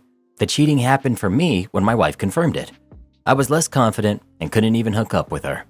I even took a DNA test. Thankfully, our daughter is mine. Then a year of intense individual therapy started for me. I realized I needed to change somehow. I was not the same person I used to be. I also communicated my feelings to my wife, and after pushing a bit, we started going to couples counseling too. However, at the end of everything, I decided to proceed with divorce. Here are my reasons. She not only cheated back then, but lied to me about it for 14 years. She did not confess the action herself. Even though she apologized, she dismissed the fact by saying it's not important anymore. Young me was robbed of having a choice. Cheating was, and still is, one of the biggest deal breakers for me. If I knew it back then, I would have broke it off. I'm happy with my life, and I'm glad that our daughter came to the world. She's the light that shines the brightest for me. One of the biggest reasons I keep living, but I still was robbed of a choice back then. This also started affecting family life, which could affect our daughter. I think our daughter would be better off having us as co-parents instead of living in a broken family environment where consistent arguments are present. Last week, I had to sit down with my wife and explain everything I wrote here in detail, my feelings, reasonings, and some other private things too. I've been talking to a lawyer for the last month, and papers are almost finalized. 50-50 custody, 50-50 asset sharing, and as amicable as possible. I explained everything thoroughly and clearly to her. She freaked out and had a panic attack. We spent the night at the ER. She's begging me to reconsider and not throw away 14 years. However, even though I would like to stay, it will result in us being roommates and a broken family environment for our daughter. Am I in the wrong here? This isn't about being a jerk or not. You're not able to deal with something, and it's changed your view of someone. This isn't a jerk or not question. You aren't able to love her the way you did before. You no longer trust her. Your relationship is dysfunctional. Therapy didn't help. Calling you, or her, after all, she's the cheater, a jerk will solve absolutely nothing. All you can do is to make the separation as smooth as possible for your daughter. Pregnant woman demands my seat on the bus. Sorry, Karen, not gonna happen. I, female, was coming back home from college using the public transportation as I often do. I live in Argentina. In my stop, there were plenty of seats available. I picked one in the back of the bus near the door. A few stops after, a pregnant woman got in. She ignored the first seats, which are the priority seats, and came up to me and asked if I could give her my seat. At the time, the bus was crowded enough to not have any seats available. I told her no because I was tired and I wanted to sit down. She mumbled that I was a jerk and said she's 8 months pregnant. I told her I don't care about that and that the priority seats are in the front of the bus. Somebody else gave her a seat in the background, but still, it made me feel kind of like a jerk. I think I'm entitled to the seat if I got here before. But I also don't know if the people in the priority seats were people who really needed it, so that woman could have just asked them to give her a seat. Edit. Every single seat was taken. I told her to go get one of those seats since people who don't need them take them anyway when the bus is crowded. Also, lots of people don't want to sit in front and would ask for a seat in the back near the door, even though they're entitled to the priority seats. I find it kind of disappointing that an 8-month pregnant woman had to ask for a seat. So here's the thing. You don't have to give up a seat for a heavily pregnant person. It's the kind, considerate, understanding, and sympathetic thing to do, and if you don't do it, then you are exactly what you think you are. You're the jerk. But then again, I give pregnant people a seat. It is disappointing what the world is coming to. Pregnant women act entitled now because of their choice? That's where we are? What has happened to common courtesy and decency? For you guys throwing shade at the pregnant lady, may this never happen to your wife. For the OP, it doesn't take a lot to be decent to others. What was a minor inconvenience to you was not only a lot more for a woman that far along in pregnancy, but also potentially dangerous. If your comfort was that important, I do hope you had some then. This old man will stand without being asked, because my mama didn't raise me to do any different than that. Let's remind the gentle readers of this subreddit that this is Am I the Jerk, not Do I Have the Right? So yes, you had every right to refuse that seat to the pregnant woman, but it was very much a jerk thing to do. Pregnant women can and do suffer from a variety of invisible medical conditions. Your tiredness is no comparison. You're the jerk. Not the jerk. Laughing out loud at all you idiots who are trying to call out OP. If OP had written this story from the perspective of a scared little twisted creep playing his Nintendo on the bus, like most of you are, dang, you would all be cheering him on. But because he actually stood his ground, or in this case, sat his seat, and refused to give in to this pregnant woman's demands, you're all insulting him. Talk about a double standard. I'm glad he didn't give up his seat, and neither would I. Just because you got knocked up does not mean I need to give you my bus seat when I was here first. Go find some loser who has no self-respect and bows down to those who get knocked up. And you wonder why Karen's target the little creep watching anime on his Nintendo Switch. Karens do that because they can sense your weakness and would rather steal your seat than someone like OP who won't tolerate that BS. I walk out of the kitchen and go play video games whenever my wife tries to help me prepare food. I love my wife very much. She is smart and capable and leaves me on the dust in most categories. But she cannot cook at all. She burned water once. She was boiling water for rice and it had oil in it. She got distracted and the water boiled off. Then the oil caught fire. Then she threw water on it and nearly burned down her parents' house. She can follow instructions on microwave food. She can use the microwave to reheat leftovers. That's about it. Her mom and dad gave up trying to teach her. I love cooking. I enjoy making tasty meals from scratch when I have the time. One of my go-to meals is fried chicken thighs and waffles. I used my dad's waffle recipe and they came out light and crispy. Perfect. I don't always make them though because it takes time. I cheat sometimes and use premix. They are heavier and kind of floppy, not crisp. So I'm making breakfast yesterday and the kids are at the table. I have the chicken going and I'm making waffles. It's a good morning. My wife decided to help and covered the waffles in foil so they stayed warm. They did. They also steamed and got soft. So I finished making myself a waffle and served my food and left the kitchen. She can finish everything off. She does this constantly. I'll be making steaks and I'm resting them and she throws them back on the grill to keep them warm.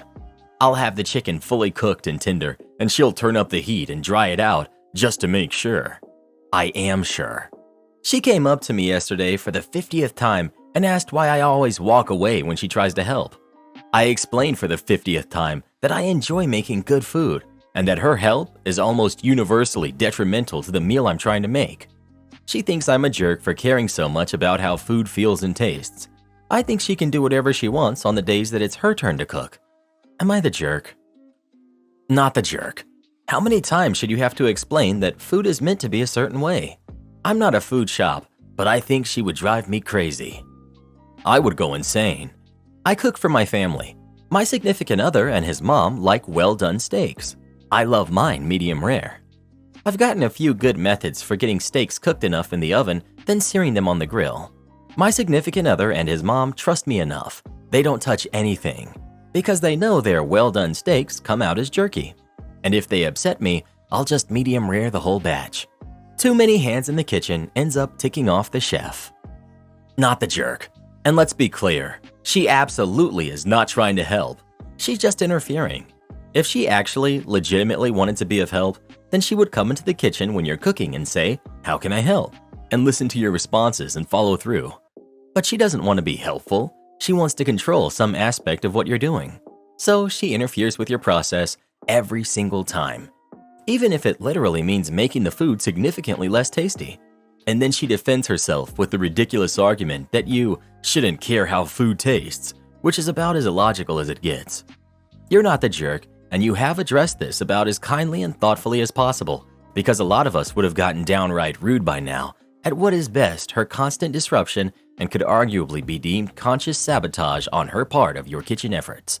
Gently, I would suggest that your wife needs therapy to figure out why she can't just ask you how she can be helpful, but rather needs to actively interfere anytime you try to cook. Is she jealous that you're a better cook? Does she just have control issues in general? Because something is going on here, and in all of it, you are not the jerk. Am I the jerk for publicly scolding my boyfriend's picky eating? Context. I'm 27, female. My boyfriend, Chris, who's 29, is the absolute pickiest eater I've ever met. No, he doesn't have food allergies. No, he has no intolerances. He's just picky. I don't blame him for that. His mom didn't know how to cook a whole lot, so Chris's palate adjusted to it. Since we've been together though, we've worked on cooking dinners with one another to try and find things with ingredients he'll enjoy that may be outside his comfort zone. Anyway, last night, my parents said that they would love to go to dinner with Chris and I. My parents live in another part of the state, and I don't see them often, so I ran it by Chris and we made plans. The restaurant was a new seafood place that opened close to where we live. Since I knew how picky Chris can be, I asked him to look over the menu before we went, so we could make sure there would be something that he'd eat. He told me he looked it over and would have the salmon. Fast forward to this evening, when we all sat down to eat, and he made a disgusted face looking at the menu. I asked what was wrong, and he told me there's nothing he'd eat. My parents looked a bit hurt, so I pulled Chris aside and said that I couldn't believe he'd do this, that if he wouldn't like the food, he had all of yesterday and most of today to pick a different restaurant. I then commented that I was just annoyed by his picky eating because now it's hurting my parents, and left the restaurant with him after apologizing to my parents. He told me that he was in shock that I didn't defend him and that I should have known he would be unhappy and was being a total jerk for publicly humiliating what he can't control. Am I the jerk? Quick edit about the salmon. I had asked him about that, and I guess the problem is he read the menu again and saw how it was prepared, and he didn't care for the seasoning that was going to be on the salmon. Edit. Oh geez, this started blowing up far more than I expected. I'm sorry I'm not able to respond to all of your comments, but I have read them and I really appreciate your support. I will be spending some quality time with my parents to see a movie the three of us enjoy, and Chris will not be attending. Update. A lot of these comments have really opened my eyes, and I'm not sure that this is someone I would be okay to spend my life with. Unfortunately, at this moment in time, Chris and I are living together and we split bills 50-50 with both our names on the lease. Most likely, when the lease is up, I'll be living by myself though and reevaluating my relationship.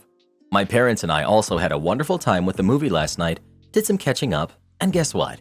We're going out for seafood tonight because we all want to. Not the jerk, because you did everything to accommodate him, but he changed his mind. But why did you leave the restaurant? I'd have finished the meal and made him wait. Surely there were some side dishes or appetizers he could have snacked on. My mom stole $30,000 from my savings, and I don't know how it happened. Last night, I checked my bank account to see that my mom had stolen about $30,000 from my savings account. The withdrawal showed up on my end as miscellaneous debit. My mom had stolen it last week, and I didn't notice it until today, due to the fact that I only check my bank account around once a week. If you're wondering why I don't check it more often, it's just because my dad allows me to use his credit card for groceries while I'm in college, and I only ever buy groceries for myself. The only time I check my bank account is when I have to pay for some expense, bills, etc.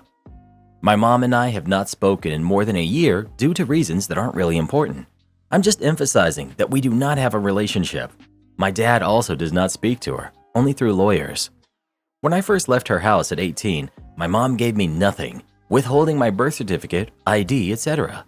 I had to painstakingly replace everything.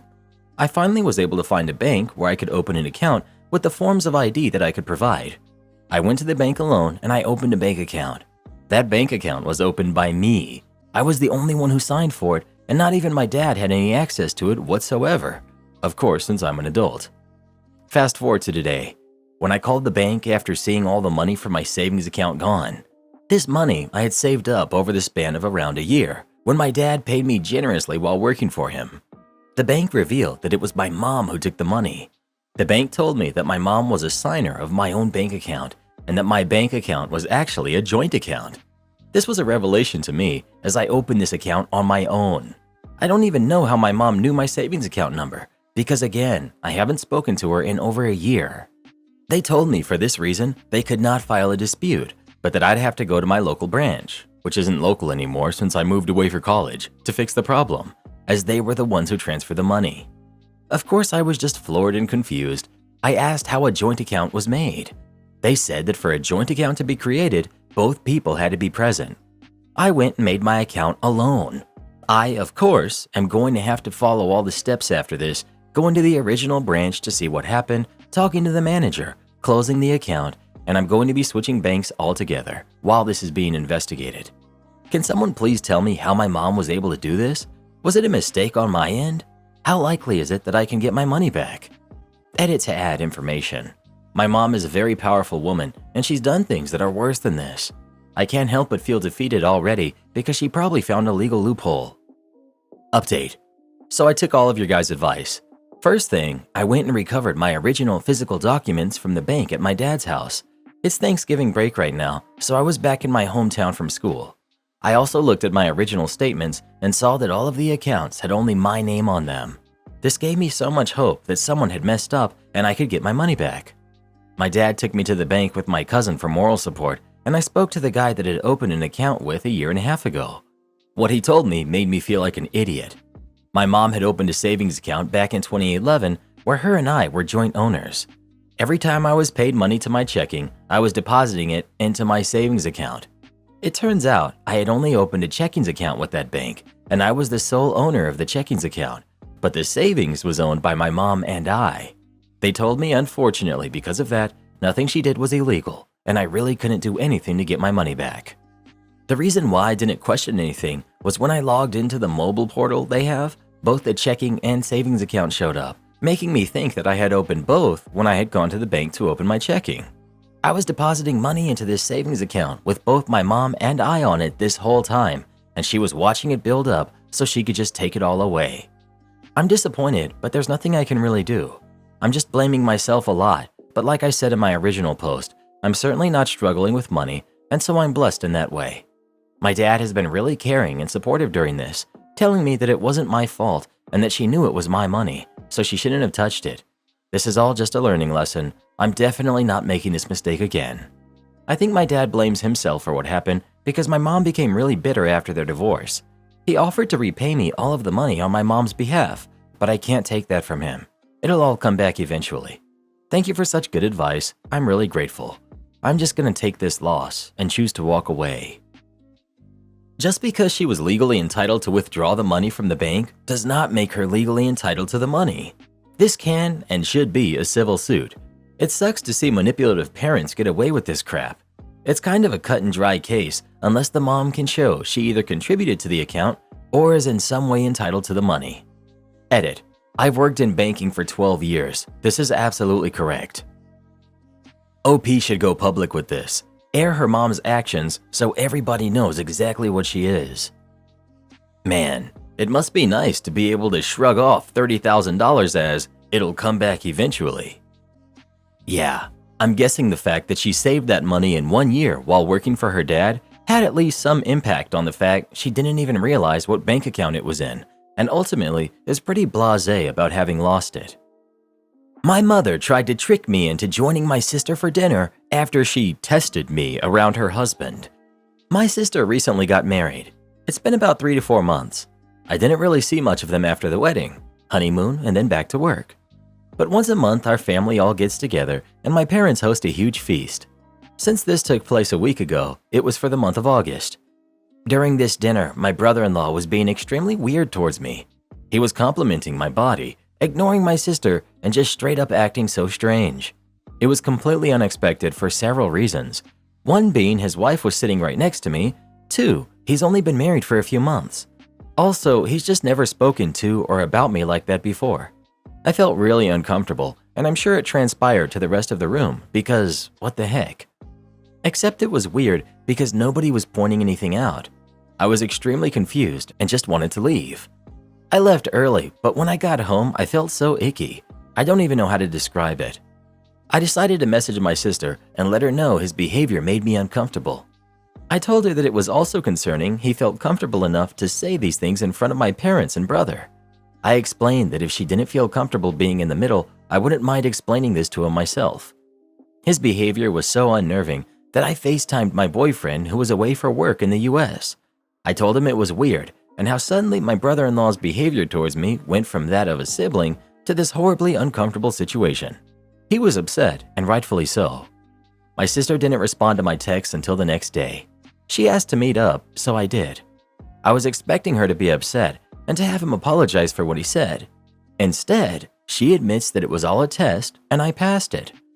I was confused to say the least. What did she mean by a test? Passed it? Like, what's going on? Turns out she had her husband do those things on purpose because she wanted to see how I would react if he had said those things to me and meant them. My reaction and choice to message her afterwards told her that I could be trusted around him. I was offended to say the least. Why would she think I couldn't be trusted? Well, let me tell you, in my opinion, her not very valid reason for this lack of trust. My sister has been married before. She was 27 and the divorce was about 10 months into the marriage. Her ex was a psycho to say the least. He had known me longer than he had known my sister. I was the one who had introduced them. They got along well and eventually started dating. It looked like the healthiest and most romantic relationship to grace planet Earth, except when they got married. During their marriage, I was staying with them because it was a closer commute to work. They had extra bedrooms, and I would pay rent and cook and clean for myself. My clothes would often go missing. It started off small. I just assumed it got mixed up in my sister's laundry and would turn up eventually, but it was happening more and more frequently. I kept pressuring my sister to admit that she was stealing them, and she was adamant it wasn't her. I decided to just ignore it and go about my day. Something I hadn't even considered an option was the real reason. My former brother-in-law was stealing them. He admitted he had never really loved my sister and was just using her to get to me. I was just so creeped out and I pressed charges. I was able to get a restraining order and my sister divorced him almost instantly after finding out. She used something horrible that happened to me and flipped it to make it seem like I'm the one who was untrustworthy.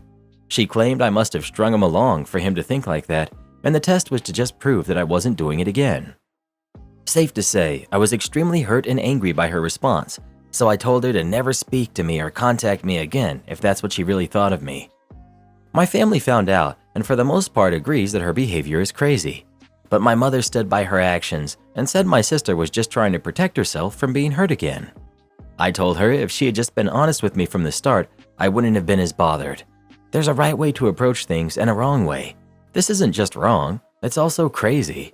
Why is she so adamant it's my life goal to hurt her?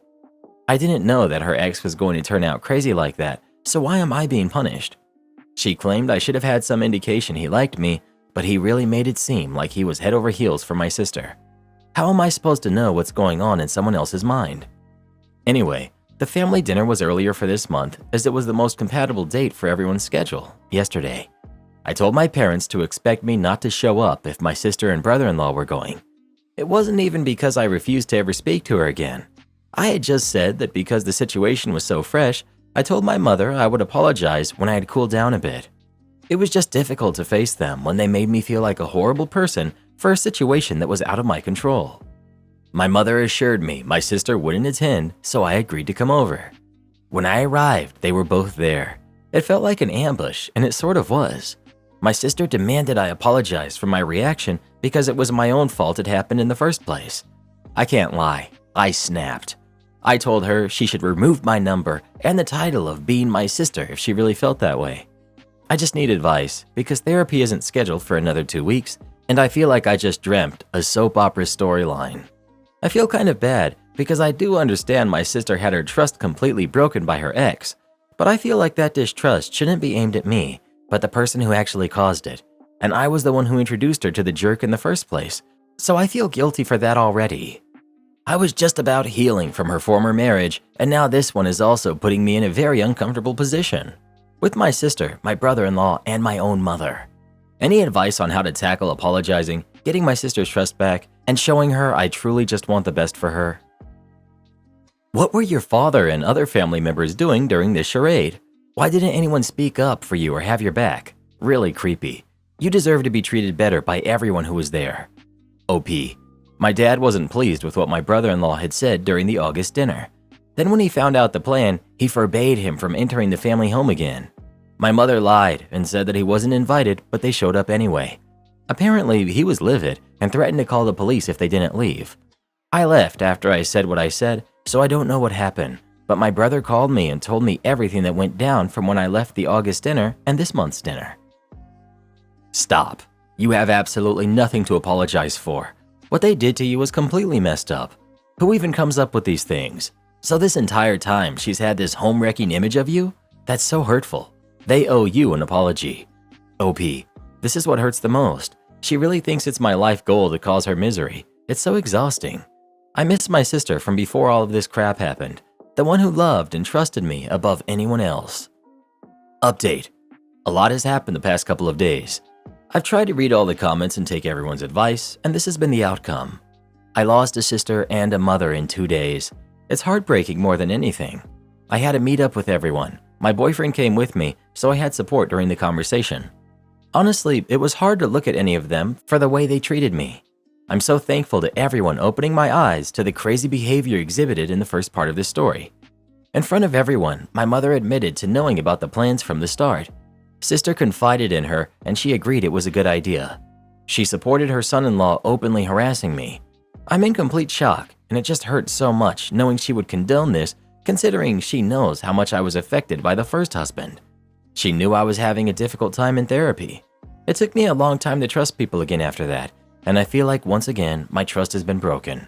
I don't know how I'm ever going to trust anyone again. I'm really thankful my boyfriend was there to comfort me because it was so hard keeping my composure around them. My sister was not budging at all. She kept maintaining that she was right. She said the only reason I wouldn't apologize is because deep down I knew what her ex was like. She said I just liked getting attention from him knowing that he was married to my sister. She also claimed that I overreacted. I told her she shouldn't expect any calls or texts or just not to be contacted by me until I receive the apology I deserve from both her and my brother-in-law. Speaking of, he was pretty silent throughout the whole thing, probably because my father threatened him if he spoke bad about me. He did say that the only reason he did it was to placate my sister because she kept accusing him of ogling me. But still, no apology from him. My mother, this one broke my heart the most. She told me I was over-exaggerating and that I should be happy to have passed my sister's test. She actually said the words, "We can all move on now." I was in complete awe, to be honest. How could she think that things would just go back to normal after this?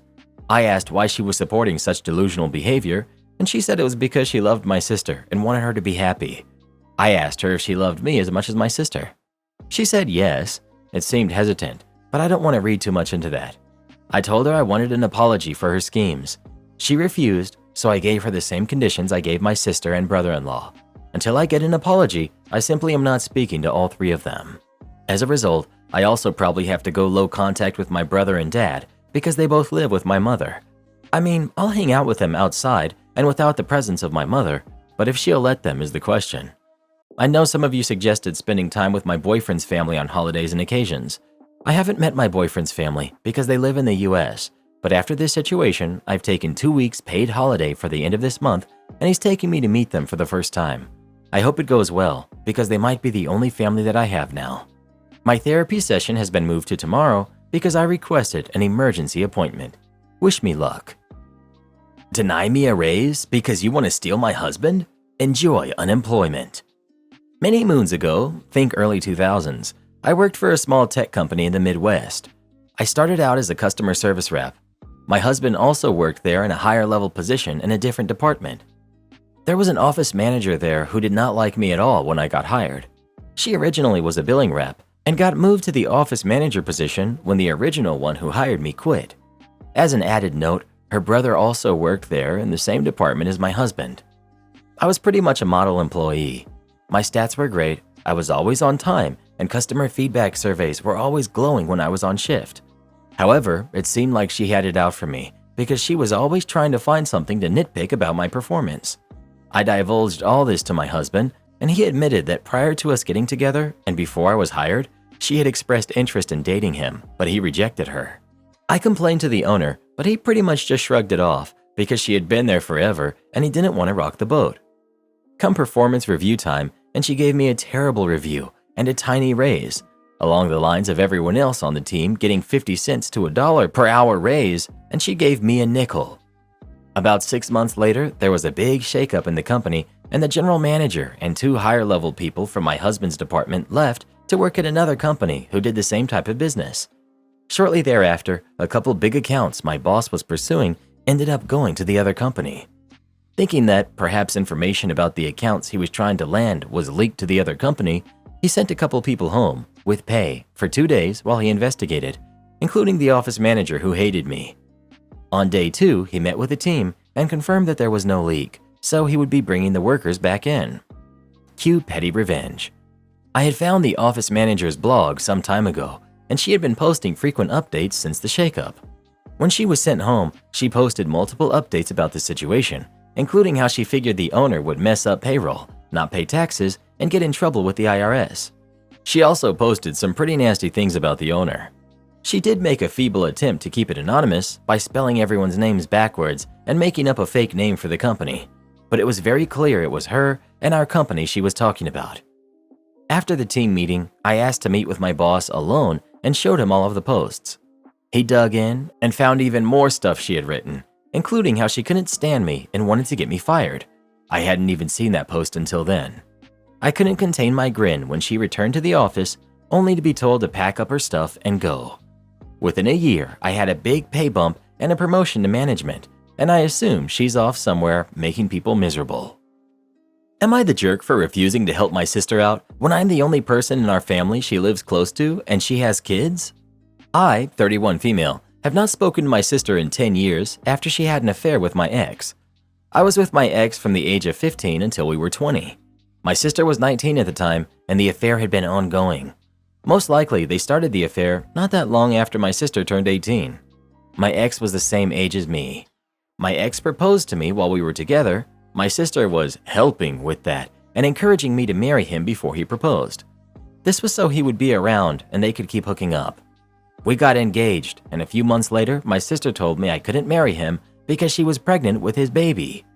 She tried to salvage a relationship with me and asked me to understand and not be mad at her. I told her she was disgusting and I would never forgive her. I also told our parents what she had done. I saw my sister once after her first was born, a year or so after I had learned about the affair. She told me she missed me and she wanted her daughter to know her aunt. She tried her best to get me to at least agree to a relationship with her daughter, but I told her it was not possible and I was still not going to forgive her, and I told her not to talk to me again. My parents and extended family also stopped talking to her when she started dating him for real, and they only resumed contact after they broke up. Then they supported her because of the kids.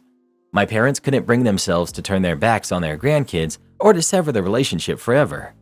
I was fine with it because I do understand, but her having kids was not an incentive for me to repair things.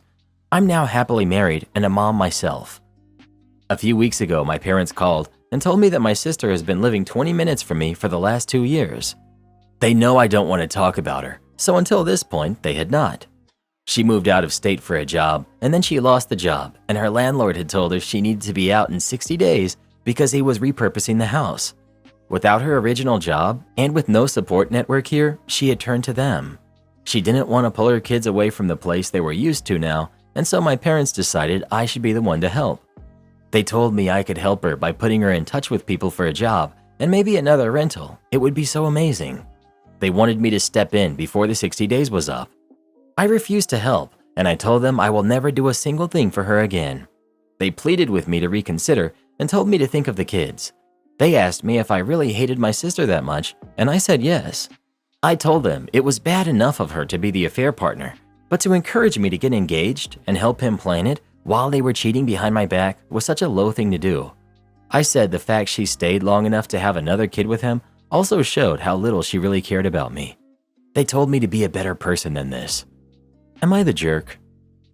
Not the jerk. Your parents are fine to resume their relationship with their daughter separate from you, but they are completely out of line in demanding you do anything, and then trying to shame you when you do not comply is disgusting. They're the ones that need to be better people. No contact is no contact. It doesn't mean no contact until I need to use you and your resources. Hard pass. The person most obligated to help the kids is their father, and the people obligated to help her, if any, are her parents. Entitled Mother Wants to Sue Therapist for Saving Her Kid's Life. The year is 2017. I was on therapy for a lot of problems. My many and varied problems had also caused me a very deep depression, and despite 10 years of therapy, I was unable to have any improvement. My psychologist, an adorable woman whom I had only seen for a year, asked me to have a session with my mother too. She wasn't happy about it, but somehow the psychologist managed to convince her. This is how the session went. For this post, my fictitious names will be Bob for the name of choice and Rose for my birth name. Therapist. Hi Bob, how are you feeling? Me. I'm okay, thank you. Entitled Mom. Good evening. Why did you ask me to come here today? Therapist. Madam, your son tried to hurt himself a few days ago. I need to talk about it with you. Entitled Mom. My daughter is fine, as you can see. Therapist. Madam, people do not attempt things like this as a hobby. Your son is suffering from a very evident discomfort for all to see. Well, I don't see any discomfort except what you're putting in her head. Therapist. Excuse me? She was a very normal person before coming here, and now she's babbling all this nonsense that you put in her head. Me. Mom, actually, I came to her for exactly this reason, and not the other way around. No, you came here because you said someone hurt you. Therapist. It's not a matter of saying it, it's true. However... Therapist. In any case, that's not why I asked you to come here today. Entitled Mom. But is it true or not that you told my daughter that she should stay away from me? Therapist. I repeat, that's not the subject. Is it true or not? Therapist. Yes, that's true. And this exact behavior is the reason. You understand that your son has attempted... How dare you tell my daughter to stay away from me? Me. Son. Entitled Mom. Rose, shut up. Me. My name is Bob, Mom. Bob! See what she says? I will sue you. It was you who put those things in her head. She's my daughter. Therapist. Madam, your son 2 days ago tried to hurt himself. May I ask you why you're talking to me about matters that have nothing to do with that? Aren't you worried about what he did? I've seen her search history on the internet. Do you have any idea what she has been looking at? Therapist. Madam. What? I'm sick of dealing with you freaks. Therapist. I insist on pointing out that your son needs help right now. So what? You want her to leave home and pretend to be something she's not? I'm entitled to talk about this very subject when I want to. Me. I don't pretend, Mom. That's what life is like. If you listened instead of just screaming, shut up, Rose, shut up. I don't care if this jerk has convinced you that you can be something you're not. You are and will always be a woman. I'm about to cry, so I leave the room. Therapist. How can you say you don't care when he's going through this? Is she alive? Yes. So what do you want from me? Having left, I no longer heard the rest of the conversation, but my mother proceeded with pressing charges and still hates that therapist. Principal attempts to teach student manners. Special ops soldier. This story goes back more than a few years, and I still tell it to people at parties to this day. Let me set the scene. I graduated from high school and college. Even though I was 24, I had a very young-looking face and was often carded at bars and liquor stores. I got married and joined the U.S. Army. After going through special ops training to include airborne school, I was tasked with a recruiting duty that we had to go to high schools and see if we could inspire young men and women to join the military. Of course, this isn't allowed anymore. I told you that this was more than a few years ago, 1990s. I was pushing 28. Going to high schools was something that we did a few times a week while on the recurring duty. The local Army recruiter would request our group to volunteer some soldiers that were not deployed or on assignment and accompany them to the high school and set up displays and such. This was always from a large box truck and a small transport bus. Well, here are the actors in this disaster. We've got the stupid teacher. We've got the principal. We've got me, staff sergeant in the Army. We've got Army Recruiter 1 and Army Recruiter 2. So we got up at 0:30 and packed the truck, packed our uniforms in the bus, and proceeded to grab chow and head to designated high school. We talked and chatted and drank our coffee and waited for the 90-minute drive to the high school to be over.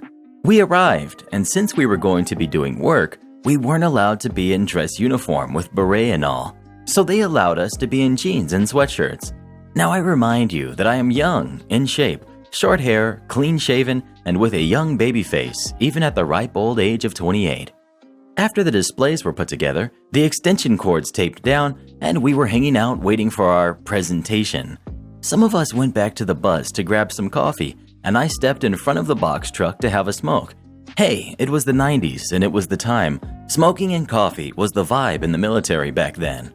Now this box truck was parked out back of the high school and was considered a loading area. So I was in front of the box truck having a cigarette and leaning against the front of the truck. That's when I heard it. Stupid teacher. Are you comfortable? Me. Yes, ma'am. Got everything you need? Yes, ma'am. Don't you think you should take yourself back into the school right now? Me. What? Oh, you've lost your manners all of a sudden?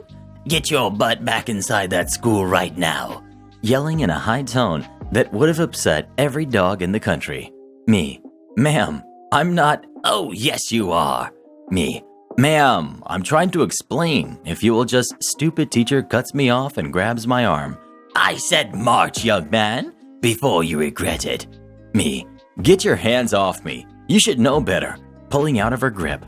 Fine, I'll get principal. And don't say I didn't warn you, you little jerk.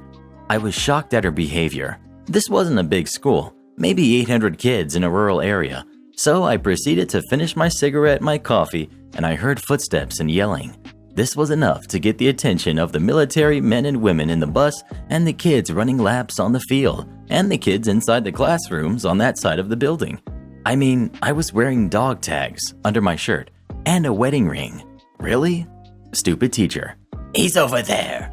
Principal. Who the heck do you think you are? You think you can just come have a smoke and coffee and skip class? How would you like me to knock some sense into you, you arrogant jerk? Me, annoyed. Look, I tried to explain. Lady, I don't go to school here. I'm telling you the same thing. I don't go to school here. I'm here for. You're here to get an education. You want a butt kicking to go with that lesson today? Well, I had enough. If he wanted to teach me a lesson, fine. Me, I've had enough. You can buzz off and take her with you. You have no idea who I am, but I'd like to know who you think you are threatening people like this. I put my cigarette in my mouth and reached for my wallet. Me, I'll show you who I am, jerk. Principal smacks the cigarette out of my mouth and grazes my nose. He grabs my sweatshirt. Principal, I'll teach you some manners, you jerk. Boom, scream, thud, pop. The sound of gravel. Recruiter 1. Whoa, whoa, whoa, stop, stop, stop. Recruiter 2. What are you doing? Principal, muffled groan as his face was in the ground. Recruiter 2. Principal, this is Staff Sergeant. He's part of our Special Forces recruiting team today. What on earth are you doing? Recruiter 1. Staff Sergeant, would you like to let Principal off the ground, please? Me. Sure, he's not going to do any more harm. Teacher looked like she had just seen a train wreck and still couldn't look away. Me. Hey, teacher, you might want to call an ambulance. He has a broken nose and a dislocated shoulder. He's going to need medical attention. Recruiters 1 and 2 were just stunned, not knowing what to do. By this time, it must have gotten around school. There were classrooms and windows on the back side of the school, as well as a gym class that was running laps around a field. Me. Should I get my uniform on or just chill on the bus? Recruiter 1. No, we need your appearance for this presentation. Me, shrug. Okay. I got my uniform on while watching the EMTs put Principal on a stretcher and take him away. I groomed myself up, put my beret on, and walked out of the bus. Went into the school and into the auditorium. Recruiter 1. So that is why we are here today, to explain your service opportunities and here to explain the Elite Forces training and perspective. I'd like to introduce Staff Sergeant.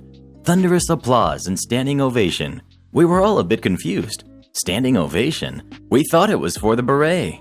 Come to find out, they were clapping because Principal had been a jerk and roughed up students to shape them up. He had only been there 2 years and everyone hated him except for stupid teacher.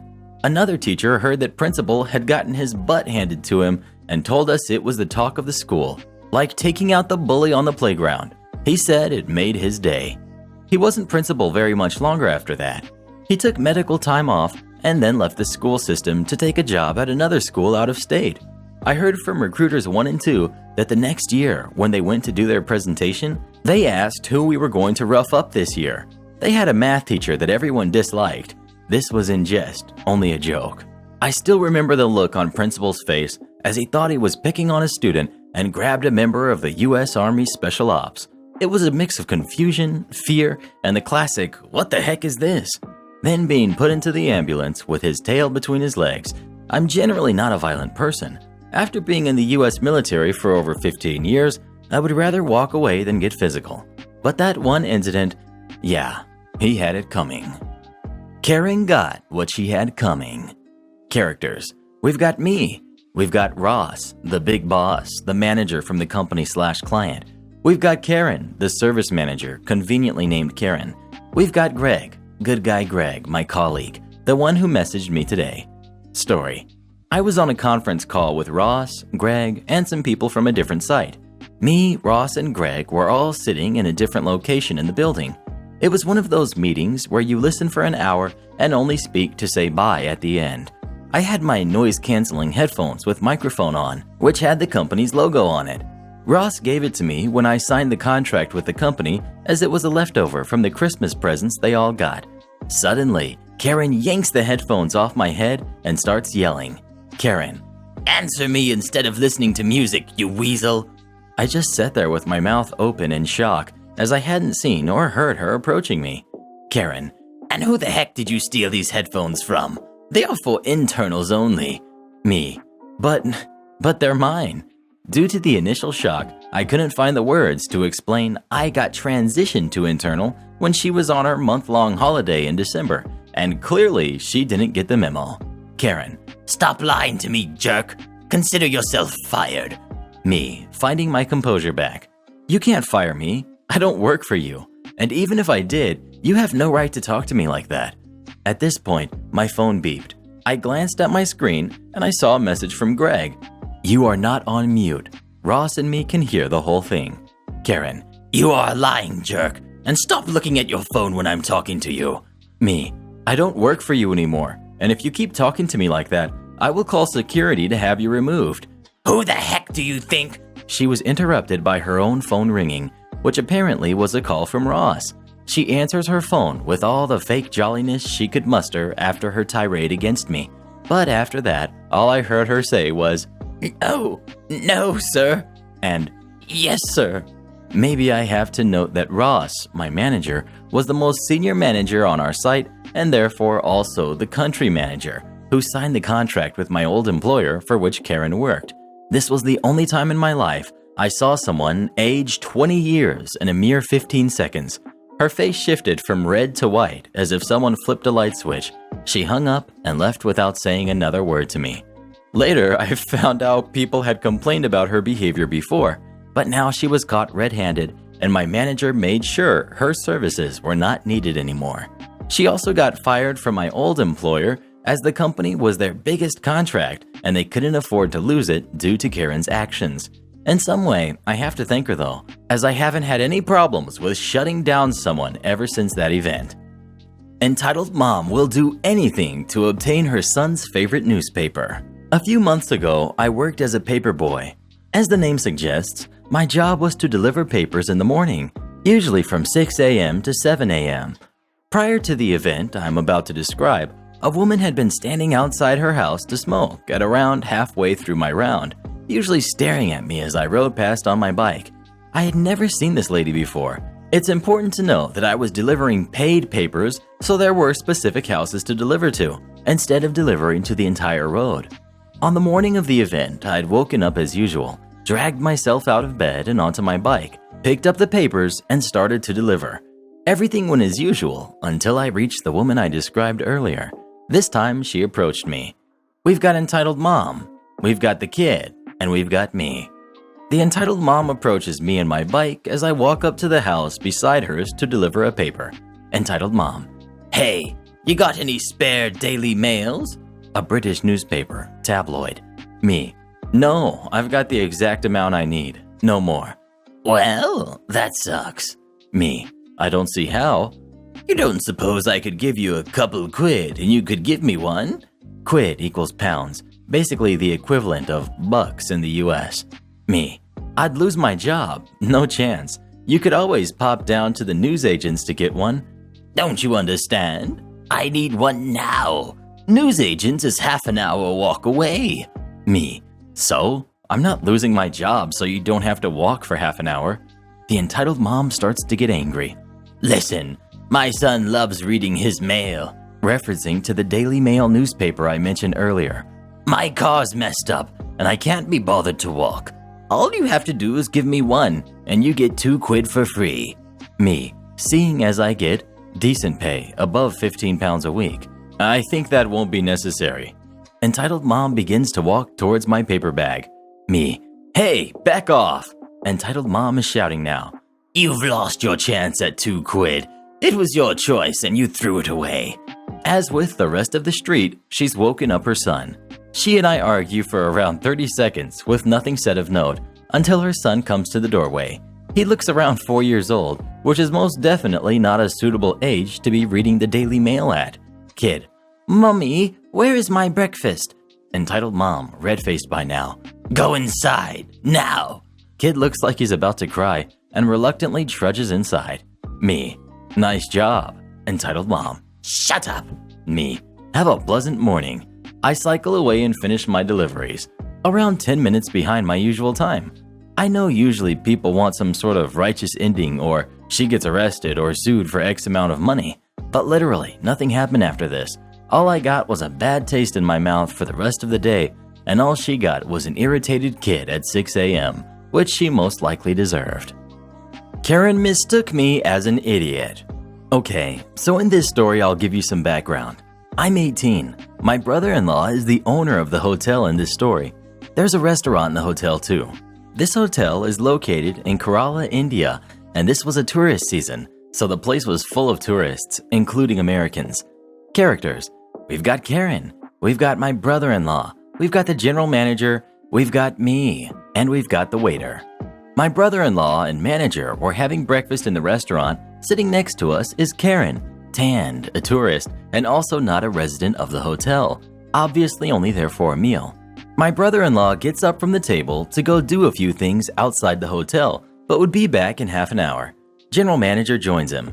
This means that I'm the next person of authority in the hotel. As waiter hands Karen the check, she takes one look at it, and this is how it went. Karen: "I know the owner. He said that the food is free for me." Waiter: "I'm sorry, ma'am, but we would require some confirmation from him for you to get a discount." Karen: "I told you, I know the owner." Waiter: "How, ma'am? Are you his friend or relative?" "I'm his cousin." Now, I obviously had to step in, as she wasn't. We had no Americans in his side of the family, even half Americans, so I'm now sure she was lying. Me: "I'm sorry, is there a problem?" Waiter: "Ma'am, she's claiming she knows the owner here." Karen: "Why is a teenager actually even talking to me? Do you work here? I demand to see the general manager." Me: "I do work here, but as I stop myself because I want to see how this plays out." Waiter: "I'm sorry, ma'am. The general manager has stepped outside for some time." "I'm calling the owner. You're going to be fired." She's now shouting a bit. My brother-in-law's phone is still on our table, and so I keep an eye on it to see if it was ringing. She's now speaking into the phone, pretending to speak to the person. She turns off her phone, turns to us, and says to waiter and me, "You're fired, and you too," pointing at me. Me: "Ma'am, I'm going to have to ask you to pay and leave, or I'll call the cops." "How dare you? Who do you think you are?" Me: "I'm the owner's sister-in-law." Karen: "What?" Me: Pay the bill and leave. She still refused and called me names, got the hotel security to kick her out and get the money out of her. Turns out she pulled this at other hotels and restaurants too. Karen tries to kick my nephew out of his house. A little bit of backstory. My nephew, let's call him A, is currently engaged to his girlfriend of 4 years. Let's call her B. A few months back, she found out she was pregnant and she's due July 19th for a boy. I've never seen my nephew so happy, and his fiancée is a wonderful woman, and they plan to get married, but are taking it slow and wanting to have the baby and let B finish up college, as she only has 1 more semester to go. Anyway, apparently B's mother is a nightmare. Unfortunately, she hates A. She wanted her daughter to marry a doctor or a lawyer, basically someone with money, and my nephew, who is a manager with city maintenance, just isn't good enough, and when she learned her daughter was pregnant, practically disowned her outright. That didn't last long, as she needed B to babysit her 4 other siblings so her mom could go out partying and drinking as she always did. She used B as practically her slave. B cooked, cleaned, babysat, and took care of everything so her mom wouldn't have to lift a finger. Now that B is getting closer to her delivery date, she can't do everything her mom is asking of her, and she had recently moved into A's apartment. They got a place together so they can set up the nursery and such and start planning their life. B's mom went ballistic on her, screaming and yelling at the top of her lungs how she can't just abandon her and her siblings like this. Her mom didn't care about her. Honestly, I think what she cared about is that she was losing her cook, maid, and babysitter. B did all these things for free and knew it was all going to stop as soon as B had her baby. B tried to tell her that she would happily visit her mom and her brothers and sisters could visit anytime they wanted, but of course, that wasn't what she wanted. She wanted her slave back, and that simply wasn't going to happen. Recently, B woke up with some minor bleeding and was rushed to the hospital, and due to the lockdown, A wasn't allowed to see her when she was being treated. Everything is okay, by the way. B's mom showed up and was screaming and throwing a tantrum since she could not see my baby. No one could see her. They are in lockdown right now, and it's a risk they will not take. A had talked her down on the phone and offered her that option, but it simply wasn't good enough. She was told to calm down or she would have to leave, so she behaved herself. B apparently needed to be kept overnight for observation to make sure everything was okay, and A wasn't about to go home for the night. B insisted he go home and not just sit around at the hospital. When the mother-in-law started screaming again how she couldn't leave B all alone like this and she lived too far away. She did live almost 2 to 3 hours, not sure exactly. Well, even though she has been nothing but unkind, my nephew offered her their spare bedroom. It was set up a little like a nursery, but they had an inflatable mattress, and it would be fine for her to stay with him so she would be close by. She initially agreed, but apparently when they arrived home, she kept on staring at my nephew, like expecting something, and as he tells it, this is how the conversation went. "What are you waiting for?" she asked, apparently very snobby. "What do you mean? I'm about to call B if you want to join for a FaceTime talk," he said. "I mean, what are you still doing here? You need to leave if I'm staying here. I don't want you here," she snapped. "Listen, I offered you a place to stay while B is in the hospital, but this is my apartment, and I'm not going anywhere. You can stay here if you like, but you can't expect me to leave just because you're here." He couldn't believe this lady wanted him to leave. "Just get out of here right now. I have every right to be here and you don't. She's my daughter, and you have ruined her life," she screamed. "That's it. Get out of my apartment right now. You have no right to say such horrible things to me. We are in love, and we are getting married. We're having a son, and nothing you do or say can change that. And regardless of everything, you only have a right to stay here under my invitation, as this is my place. You can find a hotel for all I care. Now get out, or do I need to call the police?" Apparently he was firm. He had always tried to be nice to her for B's sake, but he was apparently stressed and worried with her in the hospital and didn't feel like being her punching bag that night of all nights. She left, saying a few things about this apartment being disgusting and she couldn't sleep there anyway, and got a hotel as far as A knew. He wasn't sure, because when B was discharged, she was nowhere in sight, and B tried calling her but got no answer. We guess she went out and got drunk somewhere, but we're sure she will call wanting B to come back home. B has a new home now, and is starting her life, and I hope her mom will realize that she will lose her if she doesn't shape up. I was earlier considering myself lucky that aside from my sister's moments of entitlement, it's mostly just selfishness, and as bad as she is nothing compared to this woman. We are inheriting a very entitled parent through marriage. Oh joy. You want to speak to the supervisor? While in college, I worked as the escalated transfer supervisor at a call center for a large Canadian pizza chain. One New Year's Eve, it was so busy in the call center that the customer service department started taking orders to ease the traffic, myself included. Suddenly, I get connected with Karen. Before I even have a chance to speak, she's already irate and rude. Karen: Why the heck was I on hold for 30 minutes? Me: I apologize for the wait, but it's New Year's Eve and everyone in the country is ordering pizza. Karen: That is unacceptable. I demand to speak to a customer service agent. Me: I can transfer you if you'd like, but I am in the customer service department and can talk to you about your complaint. Like heck you are. Transfer me to customer service immediately. Me: Okay, but due to the busy day, you may be on hold for a while. I said now. So I added her to my customer service queue, which was 20 calls deep. After 30 minutes, she's up. Me: Hi, you've reached our company customer service. My name is Superfla. How may I help you? Karen yelling: I was on hold for 30 minutes waiting. Hold on, wasn't I just speaking to you? Me: Yes, me. Karen still yelling: This is outrageous. I insist on speaking to the manager. Me: Absolutely, please hold. Add her to my queue once again. Now keep in mind that the escalated transfer supervisor, me, is the final stage of customer service, and I hold all the power. I continue to take orders for another 25 minutes or so, then pick up Karen's call. Me: Hi there, you've reached Superfla. I believe you asked to speak to a manager. How can I help? Karen in a desperate tone: You're the manager too? Me: Yes, me. You see, because it is so busy, I've been taking calls all day to ease the traffic and make things run a little quicker. Karen: Oh my goodness, I've been waiting for over an hour. Me: I did tell you that I could help when I took your initial call. You did. Me: Would you like me to take your order now? Yes. It was so satisfying to let all the air out of her like that.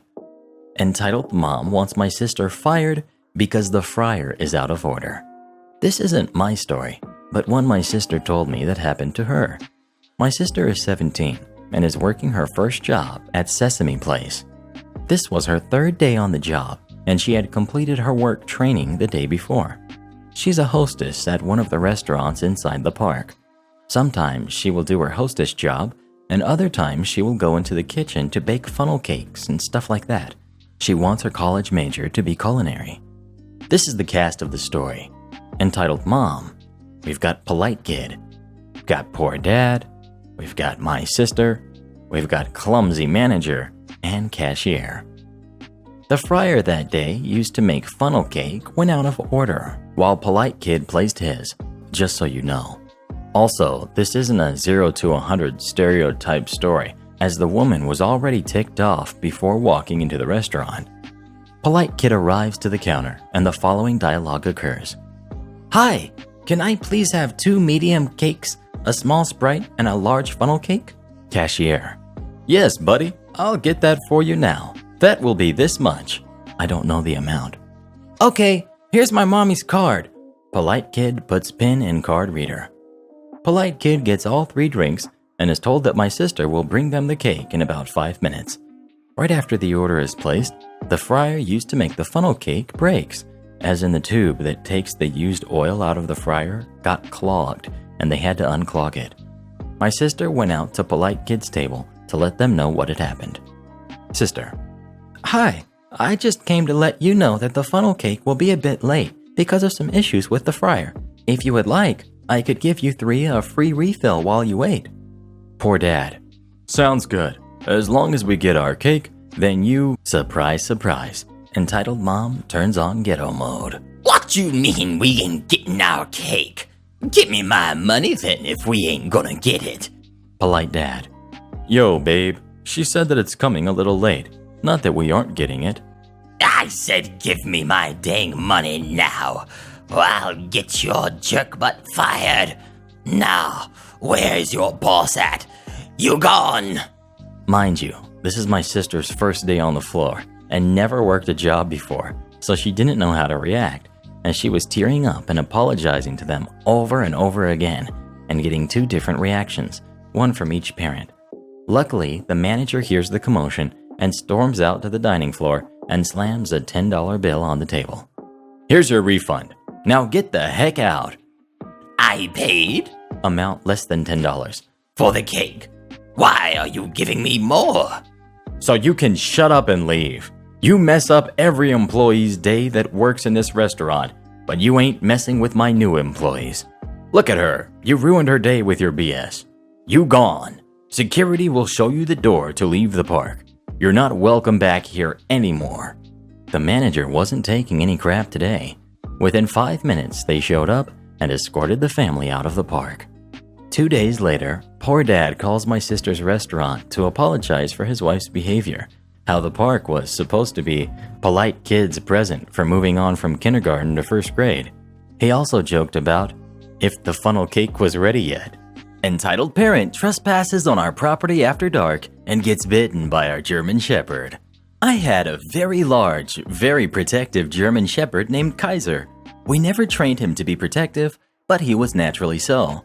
We had a fence around our entire home and yard, with the exception of the side door off the kitchen. The fence stopped on either side of the doors. I had a "Beware of dog, no trespassing" sign every 15 feet along our fence line.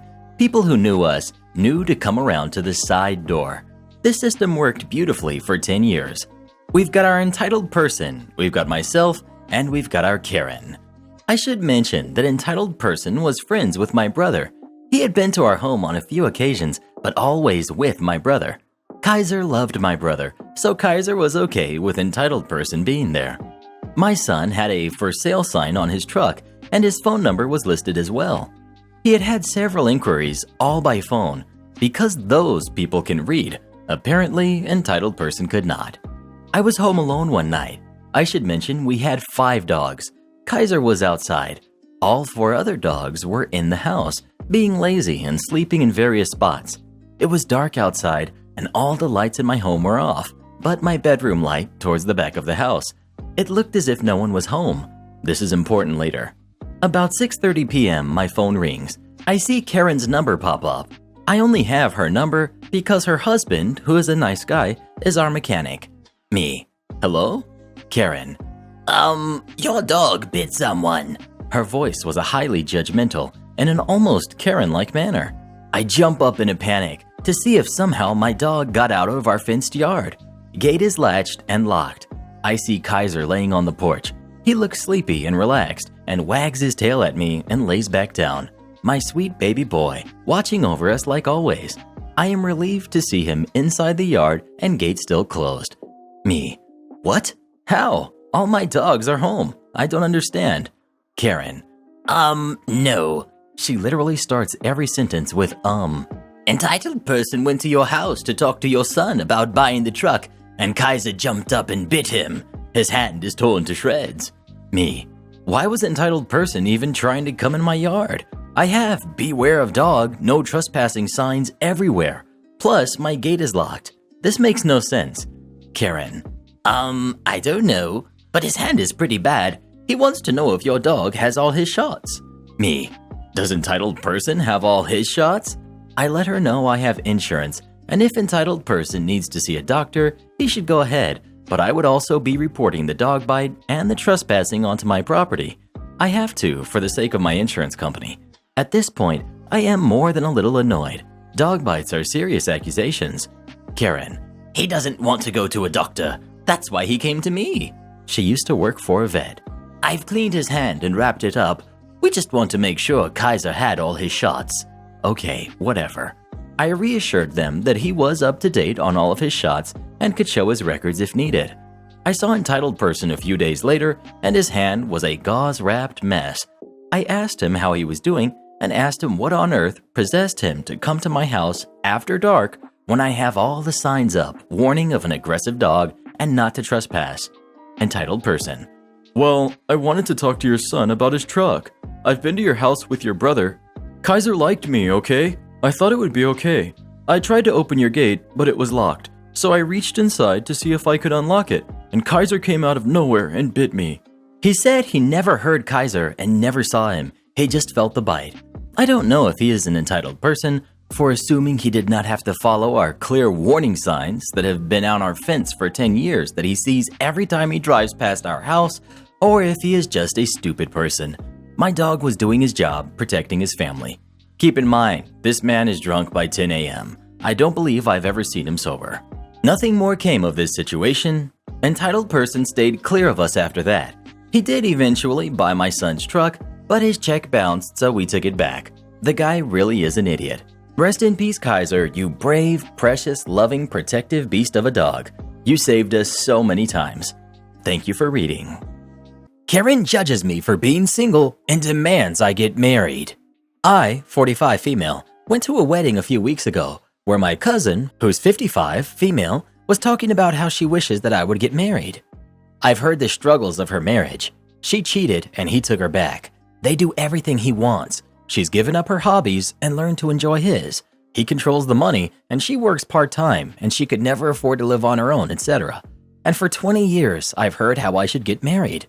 I've always said it's not a priority, and if it happens, then it happens. I've repeatedly said throughout the years that I enjoy being single. I've been proposed to multiple times and I like living on my own terms.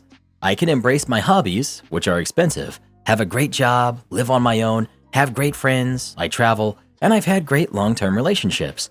My life is full. I've been financially independent since I was 22. She's never been financially independent. The entire family knows that I'm generous with my time and my money, whether it's a gift or helping somebody out financially without expecting repayment. Electricity, groceries, school expenses, etc. Marriage has never been a priority to me. I finally had it with the comments and her not respecting my life. I finally told her I respect her opinions, but I felt like her marriage was that of convenience and sounds absolutely miserable to me. I could never be happy in a marriage like hers. I feel like being able to make my own decisions, and if the right person comes along, then it's fine. But that it's not a goal of mine, and it never has been. The look of shock on her face said it all. She didn't care for that, and she's painting me out to be mean. After 20 years of comments and pressure, I finally said what needed to be said to get the comments to stop. She couldn't fathom that somebody wouldn't want to have her life, and to me, it sounds like a prison sentence. She also can't fathom somebody could be happy living my life. So, am I the jerk? Update. More on her audacity. She called me an hour ago to complain to me because I offered to give my second car to my brother's daughter for her 16th birthday, since I never even drive it. My niece posted on social media thanking me for being so generous. She wanted to know why I wouldn't offer it to her kid who's in college and needs it more than my niece. I simply told her it's my decision what I do with my car and that my niece and I are close. She went on for 20 minutes before I bluntly said, "It's my car and my choice of what to do with it. Deal with it." Then I hung up. Not the jerk. Definitely the energy we need in 2024. If you insist on harassing a friend or a family member about not getting married or having kids, I'm more than happy to put your life under a microscope as Exhibit A for why you should shut up. Every time we take the opportunity to make someone that pushy feel a trickle of fear, we all win. Not the jerk. There's an old saying, misery loves company. My very single daughter keeps being asked when she's going to settle down by relatives in dismal relationships, and she's 40 this year. Far better to be happily single than browbeaten and financially dependent. My stepdaughter said she hates me, so I'm not bringing her on my trip. I, 28 female, married my husband who's 37 4 years ago when his daughter was 11. She's 15 now and almost 16. Her parents have been divorced since she was 7. She still sees her mom regularly and they have a great relationship. I know I will never be her mother and I've never tried to take on that role nor force her to look at me that way. The problem is she doesn't like me at all. Since she was 11, she's made it clear that I'm not her mom. She rolls her eyes at me, ignores me a lot of the time, tells me I'm not her mom, etc. Her mom and I get along. She will call me if she needs me to take my stepdaughter to practice instead because she has a new baby. We're not best friends, but we do keep in touch for the sake of her daughter because her dad travels a lot for work, so I'm the sole parental figure for her. I don't try to force my stepdaughter to spend time with me, but sometimes I do suggest we go shopping, watch a movie, etc. especially when her dad travels out of town for a few days. I'm always shut down. This brings me to last week. I had to go in her room to put more towels in her bathroom, and she's been a little down because her boyfriend broke up with her. I knock, and she lets me in, and I see she's watching Love is Blind, and I say, "Oh, I'm watching this right now with Anna, my niece. I'm an episode behind you, but I'd love to watch it with you." She ignores me, and I put the towels up in her bathroom, and when I'm leaving, I say, "I have snacks downstairs. I also got new face masks if you want to try them out, or we can just talk if you want someone to vent to," because we're both into skincare, and I know how hard a teenage breakup is. She pauses her TV and says, "Stop trying to be my mom. I don't like you. You're just my dad's wife. I have a mom, and you mean nothing to me, so stay out of my life and stop trying to get me to do things with you. I want nothing to do with you, weirdo." She shoos me out of her room and slams the door in my face. I will admit that I cried a little. My niece/goddaughter is graduating high school this year, and when we were watching Love is Blind, she said she would love to go to a beach because she's never been, and would love to go on a good vacation before she starts college, so we started making plans. I'm paying for both of us. Her mom says she wants to go and she'll pay for herself. My niece also asked if her best friend could come, and I said I'd cover the hotel and plane, but her parents will have to pay the rest. Yesterday, when I was searching and calling around for hotels and amenities and things to do, she comes down and hears me. Her dad walked in and she goes, "Are we going on a vacation?" He says, "I don't think so. Are we, Sarah?" I say, "I'm taking my sister and my niece and her friend as a graduation present." And she asks her dad if she can go, and he asks why I didn't ask her. And I say, "We made this plan when I asked her if she wanted to watch a show with me and my niece, and she told me I'm not her mom and she doesn't want us to do things together, and she wants nothing to do with me." And they tried to make excuses, but I said, "I can't be your parent/friend when you want me to do things for you, but you treat me like crap any other time." She went and called her mom, and her mom called me, and I explained what had happened and what was said. She was shocked about what her daughter said to me, but she understood completely. She told my stepdaughter that she will take her on a trip when she graduates, but she missed out by acting that way, and she can't force me to take her. My husband says I should get over it and take her. I don't think I'm in the wrong. Not the jerk, but I'm curious why you would marry someone who has a kid that clearly doesn't like you. That's a crappy deal either way, and it's telling when the parent doesn't care enough to at least try to fix the problem beforehand. Based off the husband's response, he enables your stepdaughter's behavior, so not sure how you expect all of this to play out. OP. She was not so open about not liking me until she hit 13. We were cordial. That feels like something I'd say about two adults, but I know that she wanted to be left alone because her parents had divorced, and I know how hard it is because my parents got divorced, so I didn't pressure her into talking to me. I hope this is making sense, but when she was 11, I was not being verbally treated like this. She just really kept her distance and kept conversation to a minimum.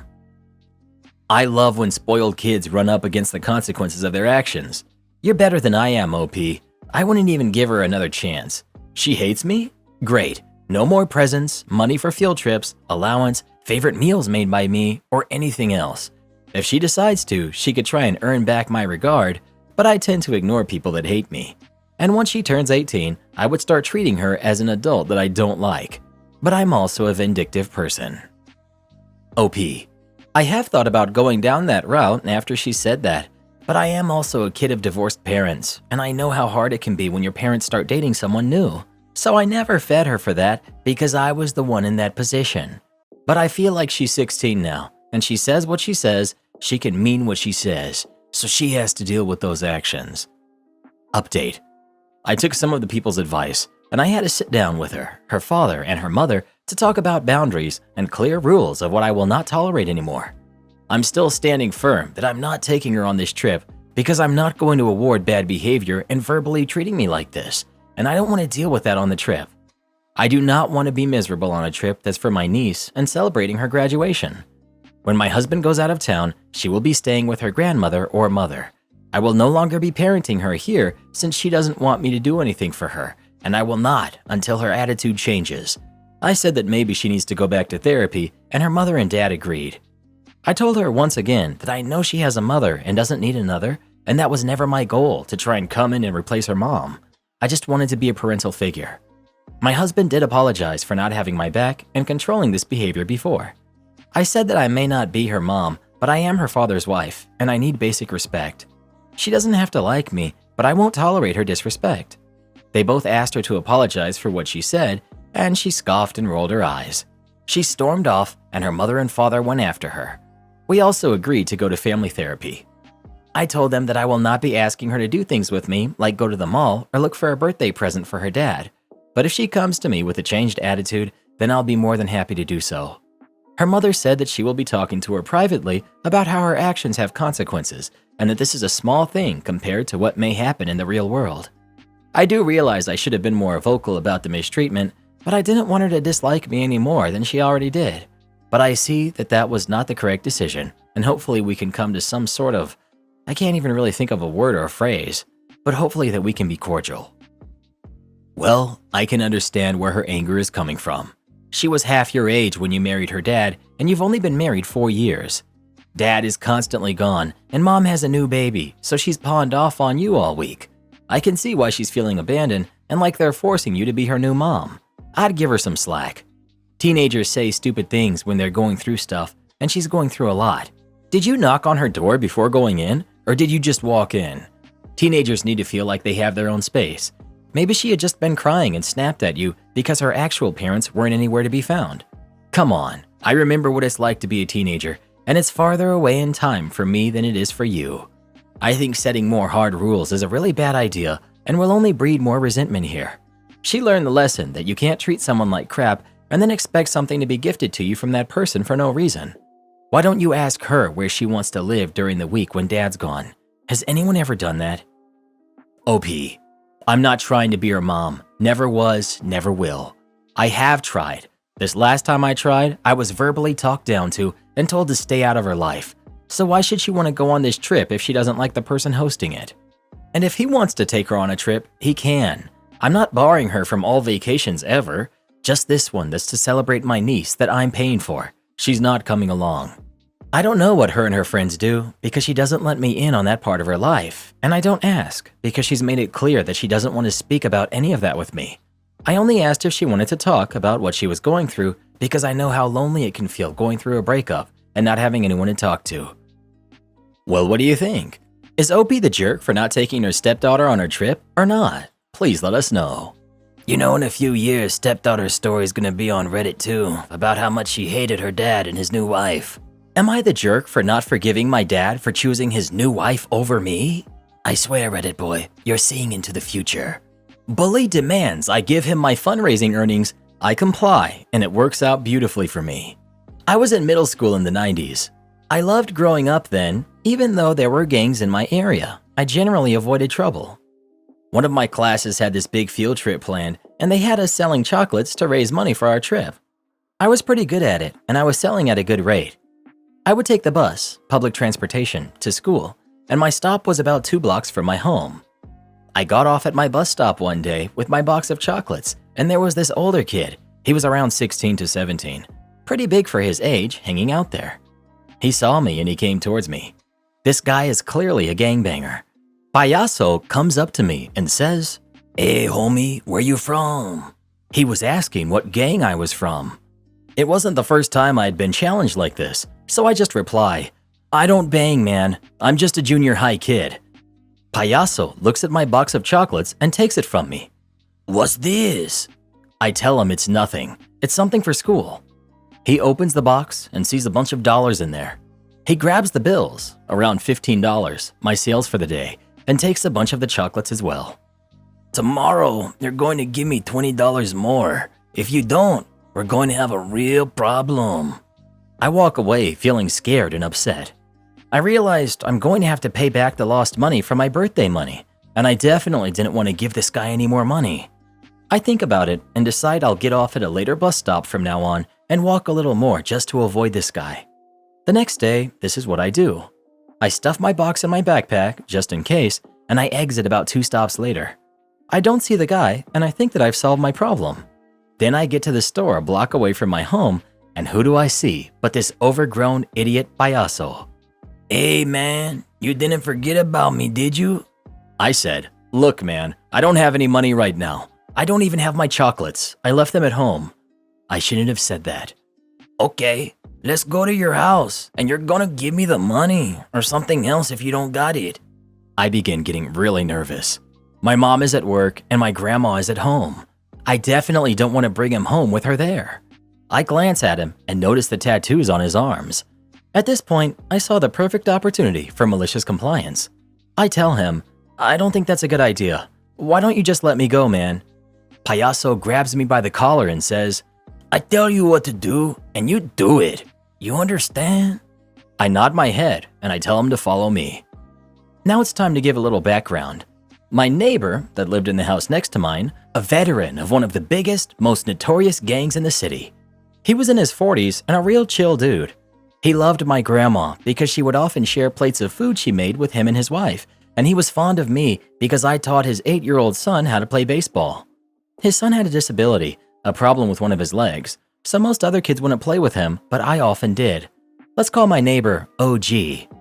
OG always had a bunch of guys over at his house. He made sure they never caused problems, and they were all respectful towards my family in particular.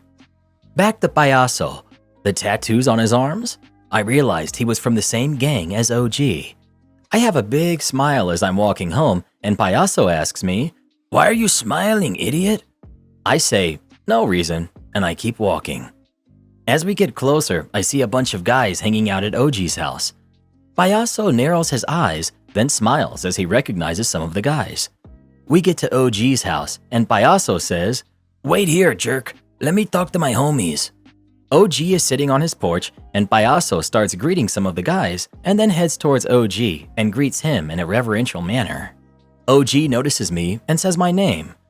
Hey, OP, what's up? Payaso turns to look at me, and I say, Payaso told me to wait here. I have to go home and give him money. OG stands up and says, Why do you have to give him money? I say, because he told me yesterday at my bus stop that the $15 and chocolates he took from me wasn't good enough, and I had to give him more today. Payaso begins to speak. You know this kid, OG? OG gives him the scariest look that I've ever seen and tells him to shut up. OG looks back at me and asks, Is this from the chocolates you're selling? I say yes. OG asks me how many chocolates I have left to sell. I say about 50. He tells me not to worry. Payaso is going to pay me for the 50 I have left, plus 20 for the day before, and an extra 50 for my trouble. He tells me to keep whatever else I sell. He tells me to go home, and Payaso would be back later with my money. About an hour later, there's a knock on my door, and Payaso has an envelope and says, Here's 120, little homie. I messed up. I'm sorry. Do you have Nintendo? I brought you some games. I just stood there, stunned, and thinking about how I never would have guessed that getting robbed had so many benefits. I didn't see Payaso too many times after that, but whenever I did, he would wave at me and never bothered me again. Am I the jerk for telling my son that we don't really have any room for him right now, so he needs to live with his dad and stepmom? My ex-husband and I divorced when my son was 10. My ex had found someone new.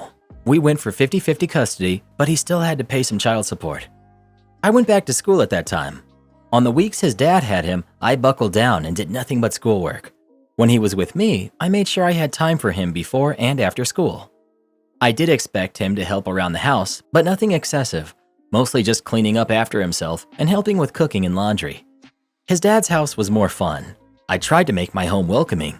I bought a used PS4 and I got fiber optic internet. It wasn't enough for him. When he was 14 and his father got the court to award my ex primary custody, I did fight it, but my son made it clear that he would run away if I didn't give in. Counseling didn't help, and I tried everything. It was devastating having my son decide I wasn't someone he wanted to spend time with. He started skipping visitation. When he did come over, he would leave the house and not come home until it was time to sleep. During this time, I started a relationship with my current husband. He helped me through this. He wasn't on my radar romantically, nobody was, so he got close by being an amazing friend. I asked him out and we got married 6 months later. We had known each other since I was back in university. 6 months after we got married, I got pregnant. By strange coincidence, so did the woman my ex was cheating with. Not the woman he left me for, a newer model. I had sold my house and my husband and I bought a condo together. Just a 2-bedroom apartment with a tiny den. We made the den into a nursery and consolidated our offices into the second bedroom. My ex moved in with his new girlfriend, and she isn't a fan of my son. His stepmother doesn't want him there if his father isn't there, so my son is also in the new house with his dad's pregnant girlfriend, and her mom. My son is 16 now, and he called me to see if he could stay with me. I said I didn't really have any room. He asked me what I did with his room. He didn't even know that I sold the house. He's very upset. He called me a jerk for not having a place for him to stay. I said he could stay in our living room on the couch. Not acceptable. I talked to my husband, and we have enough money from the sale of my house and his old bachelor pad, as well as our condo, to buy back into the market. We were waiting for interest rates to fall, and we were going to move to a more reasonably priced city. I told my son if he could take the living room for now, we could have a room for him in 6 months. He moved in with his grandparents. He isn't happy there. At least his dad got him a car so he can drive to his same school. My son is upset that I prioritized my new baby and my work over him. I had no expectation to ever need to house him again. My ex called me and told me to make our office into a room for our son. I told him that our son's circumstances were his fault, not mine. Everyone sucks here. Your son made his decision and he got what he wanted. It's not cool that he is now facing the consequences of his father's infidelity, again. But this decision is legally bound. It's your ex's responsibility to care for your son by his own doing. With that being said, as a mother, I think you're letting an opportunity to rekindle a relationship pass. He is 16, and it was probably really hard to reach out to you and ask for help. There has to be a more creative solution that can get you both under the same roof, while also giving everyone their space during such a transitional stage. OP, I'm literally buying a house so he can have a room. I'm sorry, but the majority of people will try and tear you apart on this subreddit.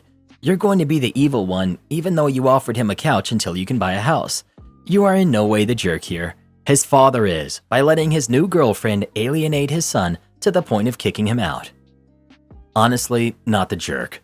People are upset, saying you should have held a place for him, but you'd previously been doing just that, only to have the son not want to have anything to do with you.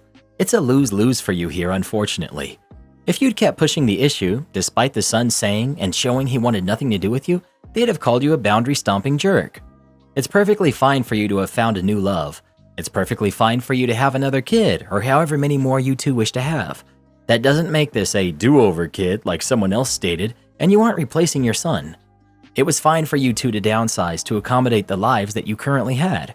Your son didn't want to be with you until he realized he wasn't a priority with his dad anymore. Yes, he's a kid, but he and his father both made the choices they made, and that just isn't working out for him, now is it? It's lovely you and your current husband are looking for homes to accommodate him, truly it is.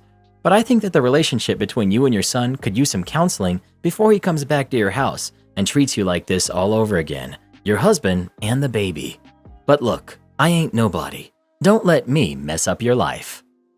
I don't for the life of me understand why OP is being ripped apart here.